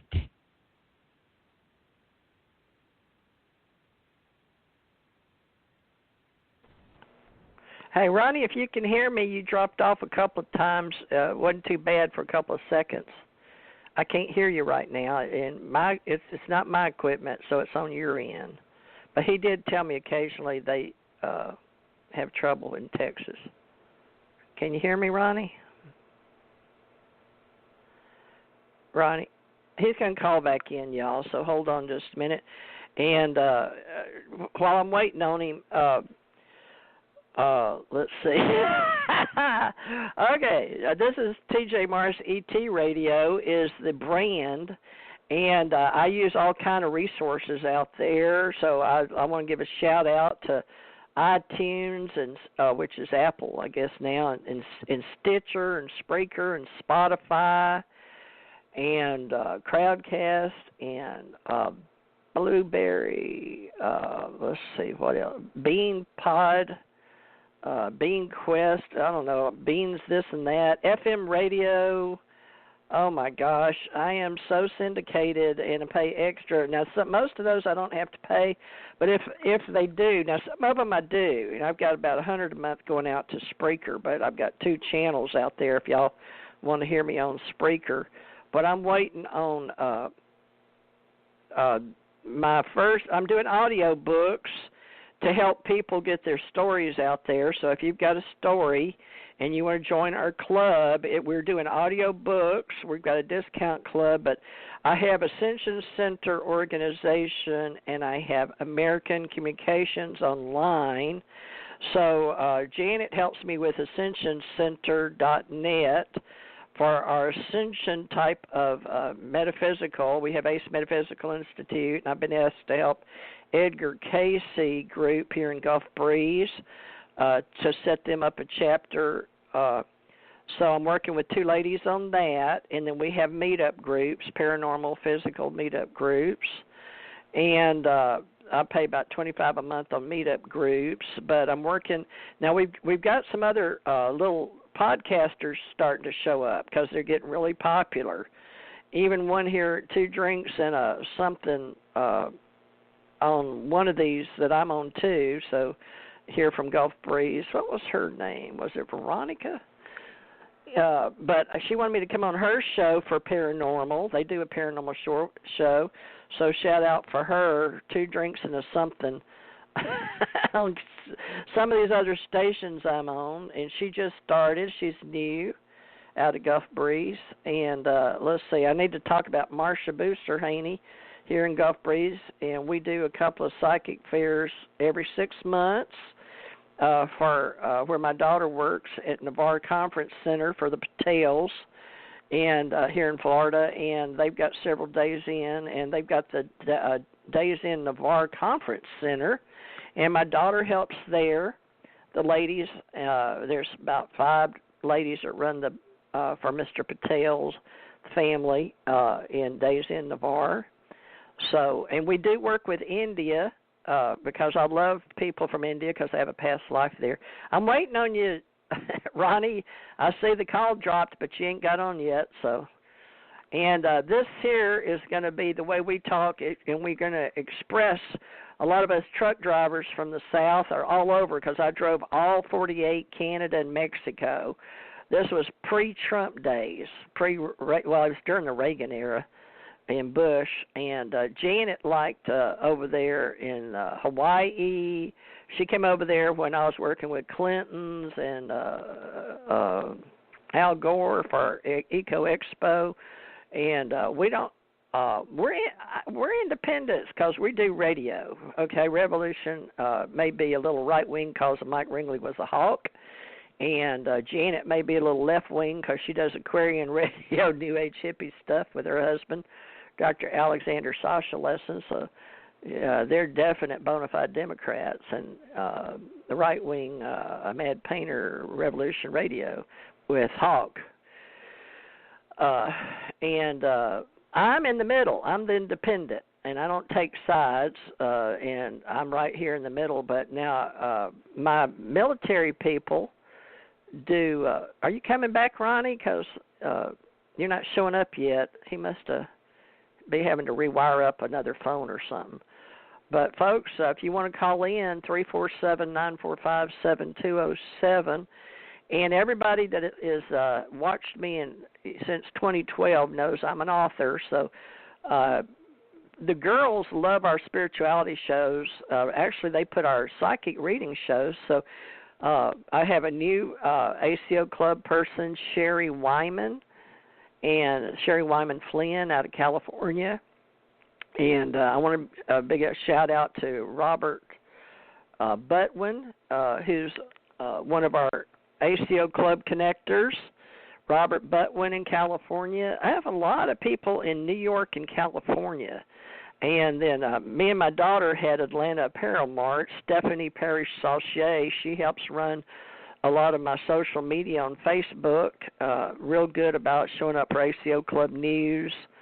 And a whole bunch of people help me as admins in free social media out there. So y'all know who you are. and we have different groups on Facebook. And I tried some admins, but one girl that didn't use her real name, Chant Hannah, came on some of my Facebooks to grab them back 2 years ago and built her up a whole radio station with somebody else. And I didn't know that's what she was doing, but some other people in the UFO business asked me to look into her, so they know that's not her real name, and that's okay, I guess, now. But in the beginning, we still didn't know who she really was. So one of the girls that came on with me in my ACO club trained her on how to do social media admin stuff, and she was going to come on and do a show, but she had a big family in Ohio, but hopefully she's still out there in our social media, and she trained the girl that went by Chant Hannah. I think Chant may be her name, but Hannah wasn't her last name. But there you go, Chant, for UFO Sunday News. Because Jan Aldrich went on a panel a couple of times on that show on Sundays, but that's not us. That's just free people in social media on Facebook groups, some of our admins that have our UFO groups. And then, let's see, Mutual UFO Network, I'll put a plug in for them.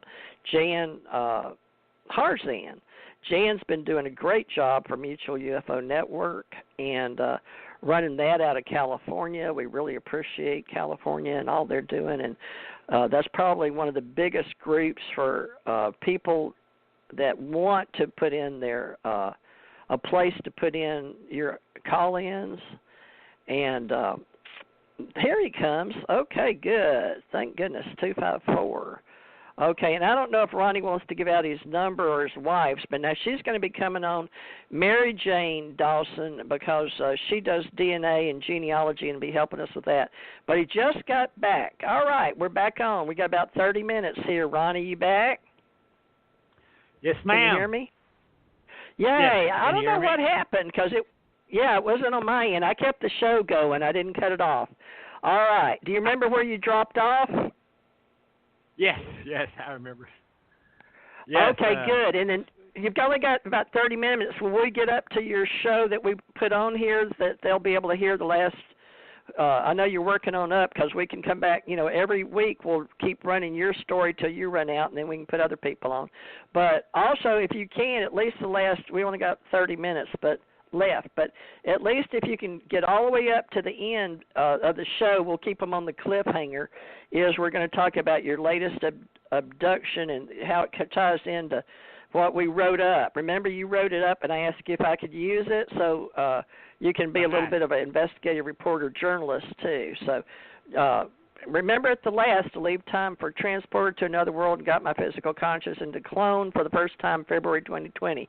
So be sure and get that part in. But if you got to go into a bunch of details, remember that paragraph and then send me a paragraph every week of what you're going to talk about. But I'm just telling you to be sure on this episode 1 to put that last paragraph in there. Lead up to that, right? Okay.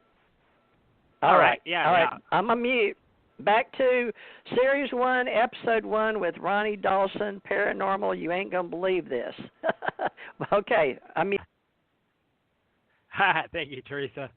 Right there where I left off at, there's these lights circling over this whole area, and I'm sitting here watching these things, and they're spiraling downward.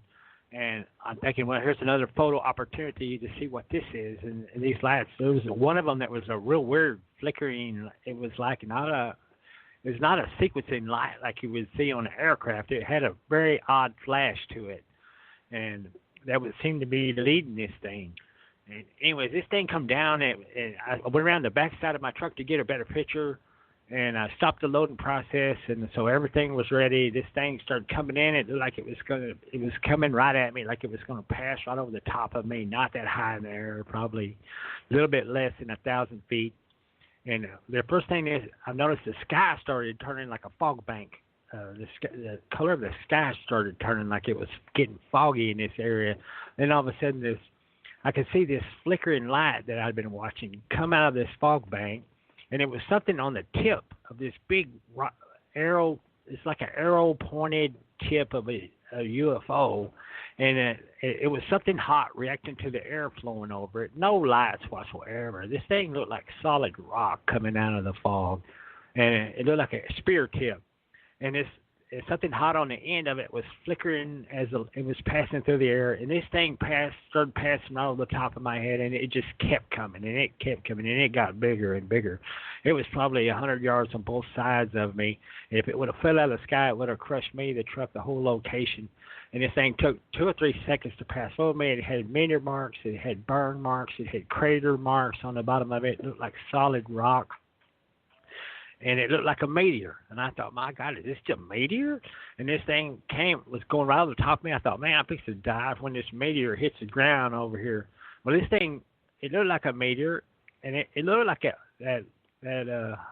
I guess that comet that came through here, that Omahu or whatever. Yeah, it looked like that. Except it looked like it was a big V-shaped thing. And I seen that it wasn't a meteor because it started slowing down.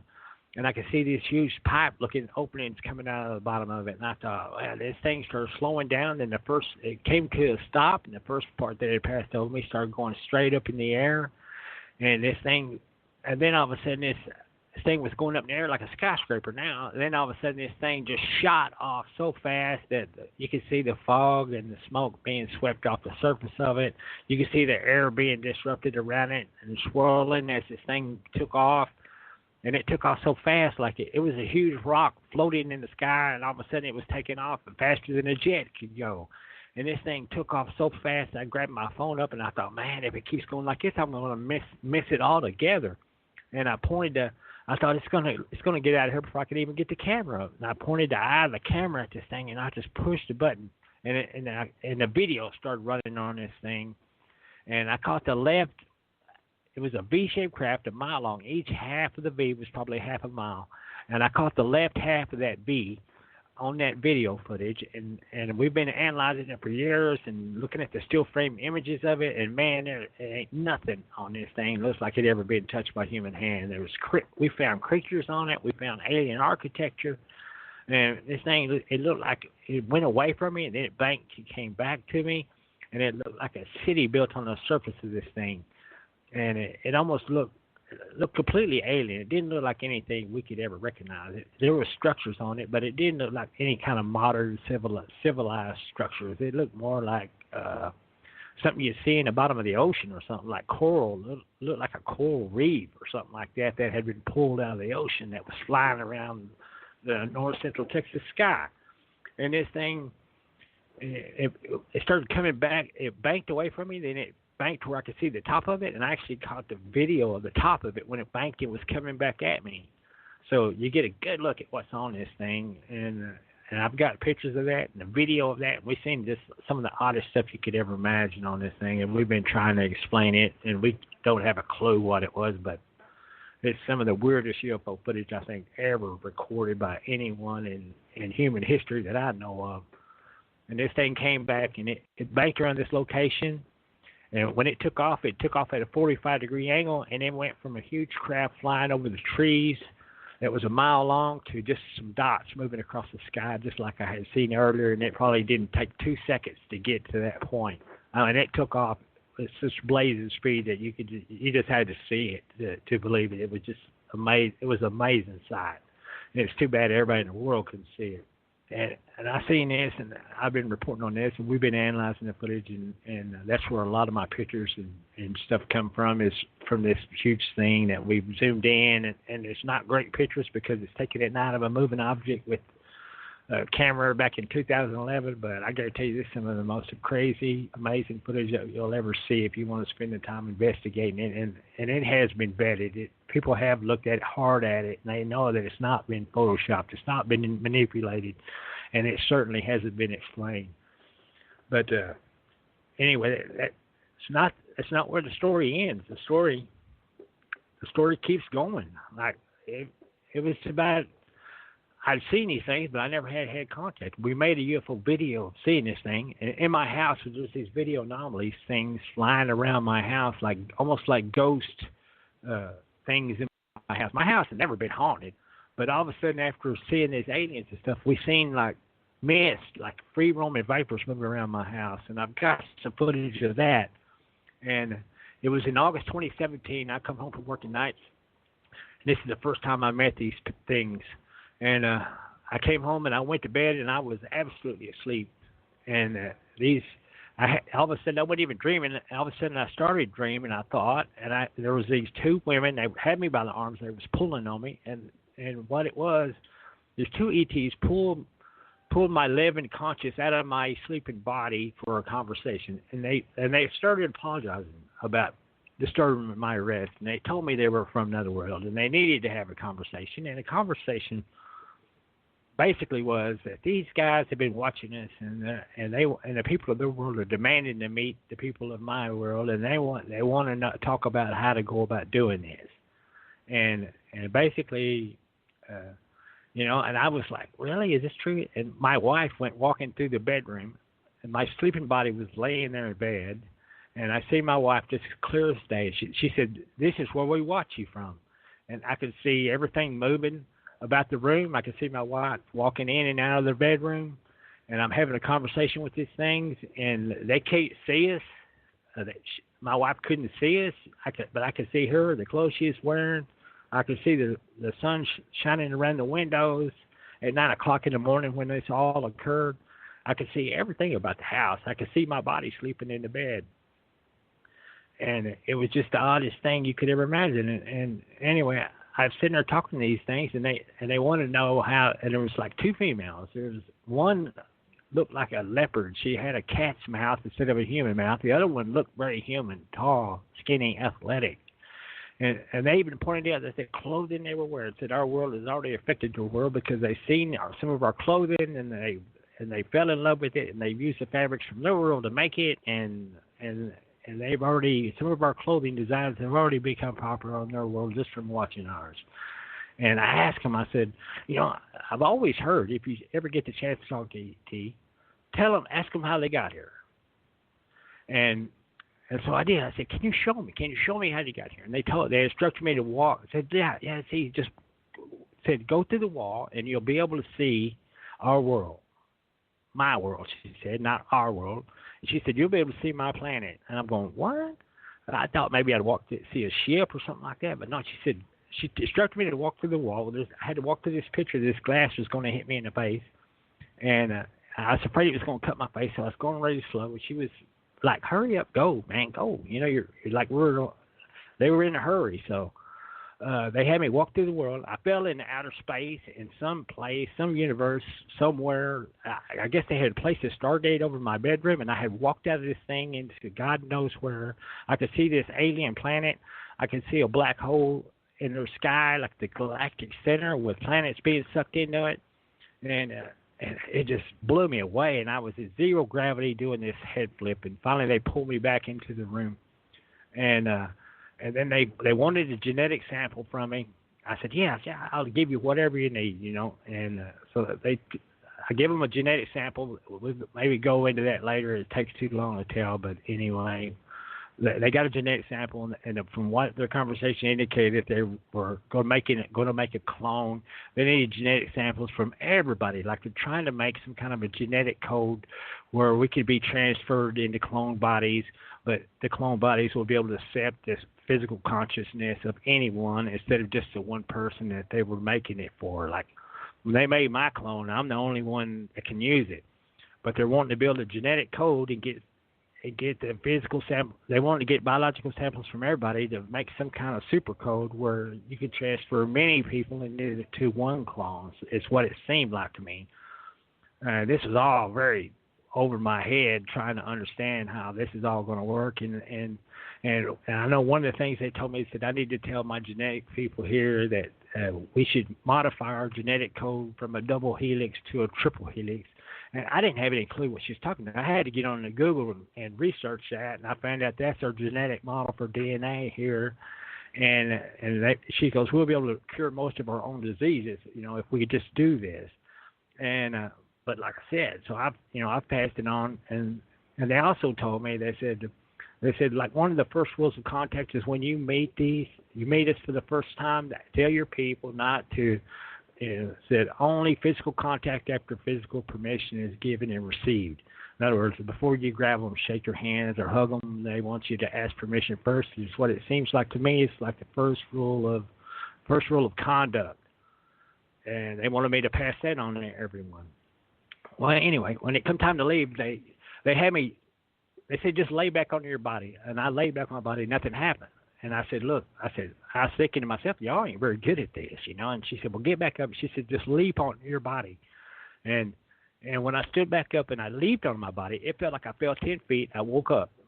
I woke up in the bed, and the room looked identically like it did just a few minutes earlier when I was talking to them. And I had a feeling they were still there looking at me. I just couldn't see them now. I was in my physical body looking, seeing the same thing my wife saw when she walked in the room, which is nothing. And I thought, my God, you know. And anyway, when I looked at the wall, the part of the wall that I walked through, there was a stud in the wall went through my right shoulder. I remember I had to struggle through it. It was when you walk through physical matter in this place, you're like it's like a ghost ram. I could feel this stud in the wall moving through my shoulder. I checked it with the stud finder, and right there where I went through the wall, there's a stud exactly where my right shoulder would hit. And you know, I wondered, and this happened in August of 2017. So there hasn't been a whole lot happened since then. I thought, well, you know, maybe they got my lights, maybe they're done when they haven't. I've seen some UFO lights, but I hadn't really seen anything spectacular.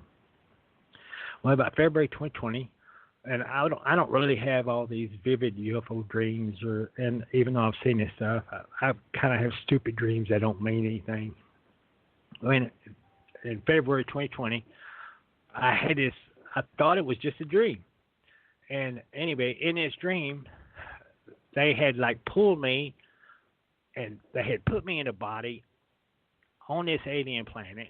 And I remember when they first put me in this thing, it was like I was drunk. I was falling down. I couldn't stand up straight. I kept falling down. They kept picking me up. I kept falling down. And she said, just sit there on the ground. And she goes, your synapses have to align or something to that degree. And anyway, finally everything, I guess, got aligned and I could work. And I thought, what do you mean? And there was another guy there named Jonathan. And he was another human, just like me. And he kind of told me his last name, and I'm still going to look and see if I can find this guy. And told me, I think I know the country he's from. And he was there. He said that he was going to be the second one for this penile augmentation. And I'm going, what are you talking about? He said, I guess you realize this isn't Earth, right? And I look around, there's these white houses. It's a small community of these white houses. They look like 60-size houses. They have white picket fences. They have this grass lawns. They all look identical. The yards look identical. The picket fences look identical. The streets look nice, but there's not a car anywhere. There's this big surgical tent set up where these guys are doing stuff inside there. And this ET that came out and talked to me was wearing like this surgical gown-looking thing where you couldn't really see much of her.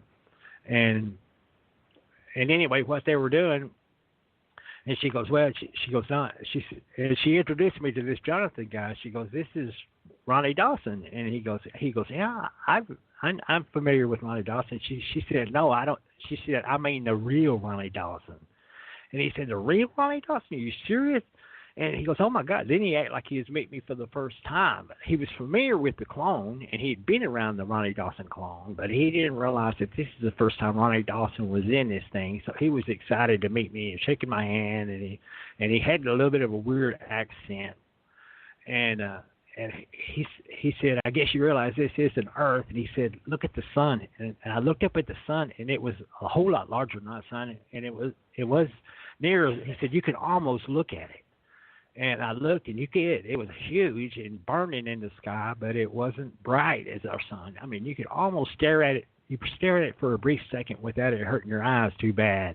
And I was like, yeah, that's definitely not our sun. And he said, yeah, this is not Earth. He goes, look at these houses. He goes, I said, yeah, they look like they're like 1960s houses in perfect condition, you know. And he goes, yeah. He said they built this place a long time ago, and he said, yeah, it's like everything's in perfect condition, like it hasn't aged a day. And it was like a retro, had a really retro-looking place. And there wasn't mountains and there wasn't hills, and the temperature was perfect. The air was easy to breathe, and the only thing weird, you wouldn't know you wasn't on Earth, like in Kansas or someplace. I didn't really see no mountains or anything in the background. I didn't really see any clouds visible, and the air was easy to breathe. The temperature was perfect. And anyway, she came back out and she said that she said, well, we've got a female woman in here and she's going through an estrous cycle. I didn't know what estrous cycle. Never heard that word before. Never used it in my whole life. It's not even in my vocabulary. Apparently, that is when cats go into heat. They have this cycle, and I guess when they breed, they get out of the cycle quicker or something like that. And she was asking me to go in there and have sex with this female, and they wanted to test out my augmentated penis. And I thought, what in the world are you talking about? And she said, in your body back on Earth, we had to inoculate it to protect our interest. And I looked at the back of that leg where she said that I had been inoculated. There's nothing on it. And she goes, no. She said, I mean your body back there. And she was like pointing like back on Earth. And I started kind of realizing, this is not really, man. And it really come into play. She said, pull your. I said, yeah, I'll be willing to do that if it would help you out, whatever. Yeah, I'm always happy to help you, whatever. I want to stay in good with these guys. I know I represent every man, woman, and child on the planet in relation with these things, and I don't want to piss them off. I'm going to do everything I can to help them and get along with them. And she said, well, said this is your clone body, and it has a penile augmentation that we haven't tested out yet. And I'm going, really? And she said, well, I pulled my shorts down, and this thing, what used to be a penis, this thing is like long and lanky, and she said, just leave your shorts off. And I pulled these shorts off, and she put some kind of sand under my nose, and this thing got erect, and it was like 17 inches long, and it seemed like it came up almost to my chin. And the other guy, that Jonathan guy, was freaked out because he was going to be the second person to get one of these, and he had never seen one before, and he was like, oh my God. I'm going, oh my God, yeah. And she goes, yeah. She said that's so you can mate with the females or whatever. Well, we can mate with the females or whatever. And so anyway, I followed her in the tent, and they had me have sex with this female alien. It was a young cat woman. She looked like a humanoid, but she had this same cat nose and mouth that the other one I had seen had, and they had me have sex with this thing, and with this long ass weird penis thing they had put on me, and then I got out there. She said, you can leave. You don't want to see the rest of this, and so I left the room and was talking to that Jonathan guy again, and they were doing something in there. Anyway, they came out later with an intestine of her vaginal tract, and they wanted me to see if the penis they had made would go all the way to the end of it, which was the weirdest request you could ever imagine. And they had these orderly people there. They pulled it out of the sack. We laid it over that one of the picket fences over there. We found the opening. She gave me the sand again to make this thing erect, and I had to put this thing over it, and it was, and you could see it filled the thing completely up, I guess like it was supposed to or whatever. And it was just the oddest thing you could ever imagine. And like I said, then after they pulled it off, and all of a sudden this thing, she said, well, move it up and down on it, and I moved it up and down on it, and all of a sudden I said, well, she said, do you feel like ejaculating? I said, no, I don't. Sorry. I said, I don't feel like ejaculating, and it's just a gut hanging on a fence, if you could imagine that. I'm like, nothing to be excited about. So I pulled this thing like a sleeve off of this long ass penis thing they had put on this body, and then all of a sudden, after I pulled it off and put it back in the sack that they had carried it in, all of a sudden this semen just starts coming out of this long thing of mine.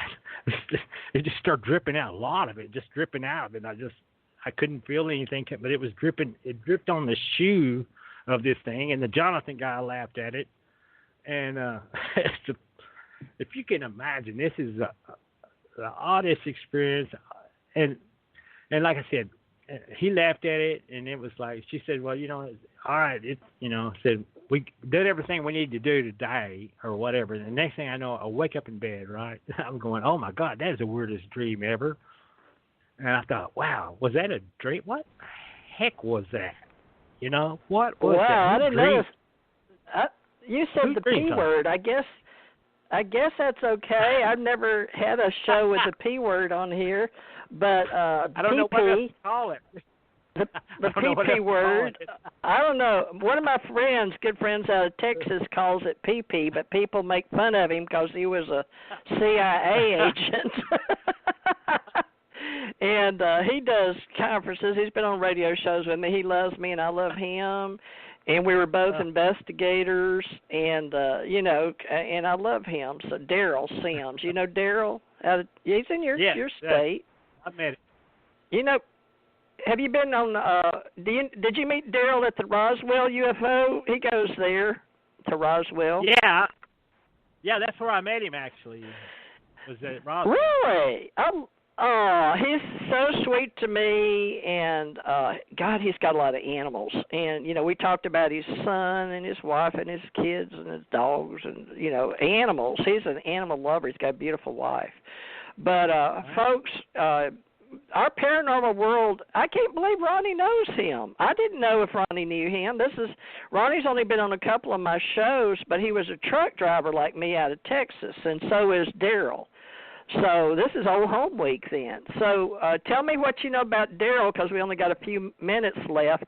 So, folks, I know y'all make fun of us, tinfoil hats and Bigfoot, and we got commercials and stuff. But, I've got Ace Folklife Society, and Daryl and me and Ronnie, we can all have different opinions, but it's okay because we've got a mad painter, Thomas R. Becker, made me a disclaimer on the front of this, but I guess it sounds more educated the way Ronnie said it, but I didn't really know. But now, sometimes we have paranormal romance novels, and women love them, and we try to, so many publishers won't do our books, so we're independent publishers. And my brand is Timely Manor Books, and I do Kindle books, and I do Amazon. But, it looks funny when you say the P word, but it sounds better than PP, but we don't know. We're adults, so we're trying to figure out how to do broadcasting. and so bear with me and Ronnie, but Ronnie, if we get hit on that, somebody will let me know, because I got all these fancy big companies saying, I can and can't do stuff, but I apologize. But we got to tell our story. What do y'all want us to call it? Our long dong, or dong long, or ET, or alien, but we got to get with everybody on this. Daryl Sims out of Texas, he does conventions. But give me the Daryl Sims story and what year that was, if you don't mind. You and Daryl get together. Yeah, it's like, when I woke up, I thought it was I was telling myself it was just a dream, and then I went in the bathroom, and my wife said, "What is that on the back of your leg?" And I looked on the back of my left leg, and there was that picture I sent you of the marks, the triangular marks on my leg. And I was like, dots. "Oh my God!" Yeah, and they told me that they inoculated me. They inoculated me so I'd be safe.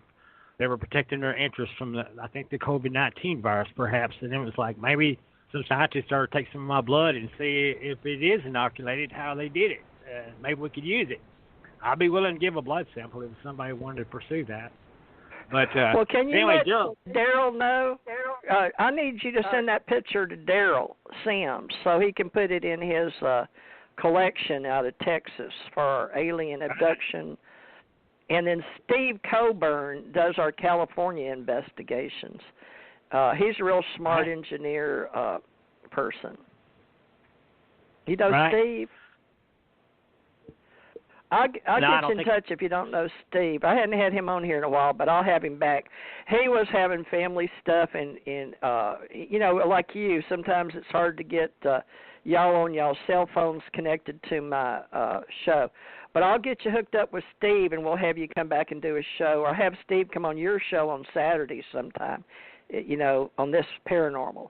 But we need us back an alien contact org in ET stuff. All right, but we've only got a minute or two, but just real quickly, let everybody know in this first episode how you know Daryl Sims and y'all met at the Roswell UFO conference thing, right? Yes. I met Daryl Sims at the Roswell UFO conference. I never met him before. Like he looked like Johnny Cash, dressed in black, got He that does. black hat. Yeah. And then we sat on a experiencers panel on NBC's First Look episode, and it was filmed there at Roswell, and he was also on the panel with me. So that's how I know Daryl. Like I said. Now, what Daryl's year nice guy. was NBC panel? Yeah, what year was that, Ronnie? It was. I think it was a year, not this last October, but a year before that. We filmed Let's see, it. this would have been 18. Yeah, it was that First Look on NBC. Okay.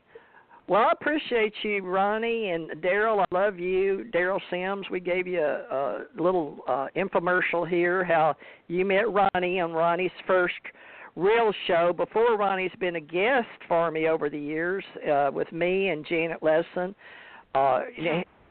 And I think you were on Revolution Radio, too. But anyway, I love all my friends in radio and in all the conferences, UFO conferences. So y'all give me a call when you can.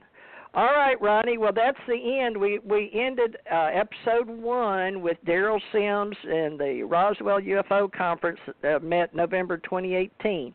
So put that on your book. I want you to keep a journal, Ronnie, please, because I'll ask you questions that I don't remember. And I put down that we're going to be historians, and we're going to be alienologists, and we're going to be ufologists and phenomenologists. And I guess we'll have friends in our paranormalists. I don't know if that's a word or not. Because you said one of these shows we're going to do Bigfoot too, right? We're going to do cryptids and cryptic and feminology and phenomenology and the PP is the load. So y'all don't yell at us and have all these pickets in front of my house in Florida now, because I do spiritual tomorrow, Sunday, y'all. Y'all know I do Ascension Ancient Mystery Schools, Ascension Center Ohana on Sundays. And y'all, that's spiritual. So we're all things, folks. We're all things allowed by law. And believe me, I'll hear about but we're human. And none of us are perfect, because we wouldn't be human, would we? So, all right. Well, love and light, Ronnie. And you tell Mary Jane I sent it to her Gmail. And whenever you can't make it, she can prepare some DNA shows in her research and come on and educate us. Educational entertainment, folks. All right? So on the days you can't make it, she can come and talk about all the stuff she does. And okay. All right. Well, now, are we going to do 7 o'clock next week, and you're going to send me what the topics are going to be, right? Yeah, 7 o'clock. All right, send me a little paragraph and use your selfie. Next Saturday, 7 p.m., our normal time, unless we come on at 3 o'clock. So it'll be either 3 p.m. or 7. Now, all of y'all can go. I've already put the link on Ronnie's page, because I want to build up our ACO Club .app. Like it says APP. They're doing those like they did .com, .info, .org. And I have all those. I've got over 35 web domain names, including Stargate, Portal Stargate, Stargate Con. Oh, my gosh, for events. But right now I'm resting them until we need them, and it costs me at least $20 a year usually. But I'm trying to get a discount for us back again like I was. So we got a discount as a reseller. It cost me $170 a year. So we can get discounts, because we're going to be selling our books, we got to have SSL certificates on here, Ronnie, and they all cost $65 or $70 a piece. So I'm trying to get us a discount, y'all, on ACO Club. I'm working it out now, but it cost me a couple $100. Remember, I already pay a $300 budget for our club, so it's going to cost us $500. I don't know if I can afford it in May. It may be June, but I'll try to get our discounts. So, Ronnie, stay in. Daryl Sims knows us, and get Daryl to come on one of our shows, okay, on a Saturday if you can. And we'll talk about how y'all met in y'all's Roswell. But let's get him on before July, okay? He'll come on. We can try. I don't know what he's got going on. All right. All right. Well, Love and Light, and so next Saturday, right? 7 p.m. Not same time. 7 p.m. next Saturday. Yes. Now, is that in May? Look at your calendar and put it on your calendar, and folks, you'll see it on our Google Calendar. I'll put it on Google Calendar. But what date is it, Ronnie? Saturday, May, or April? It's gonna be. I can't see it. Yeah, it's going to be May 2nd at 7 p.m. All right. Now, folks, we're trying to commit Ronnie to this, and if he can't make it, Mary Jane, or maybe Daryl Sims or Steve Colburn on Saturdays. So our ACO club can be alien contact organizers too, or abductees, or whatever. I don't know. Call us ufologists, alienologists, phenomenologists. I don't care. Anyway, just don't call us late for dinner, because, man, I love to eat. Well, y'all come back now, you hear? Now, Ronnie, you be sure and tell your friends that you're going to be promoting ACO Club. And my Patreon.com/Teresa J. Morris, Morris. If y'all can give $1 a month, we appreciate it for our radio shows, if y'all like what we're doing, and then buy our books.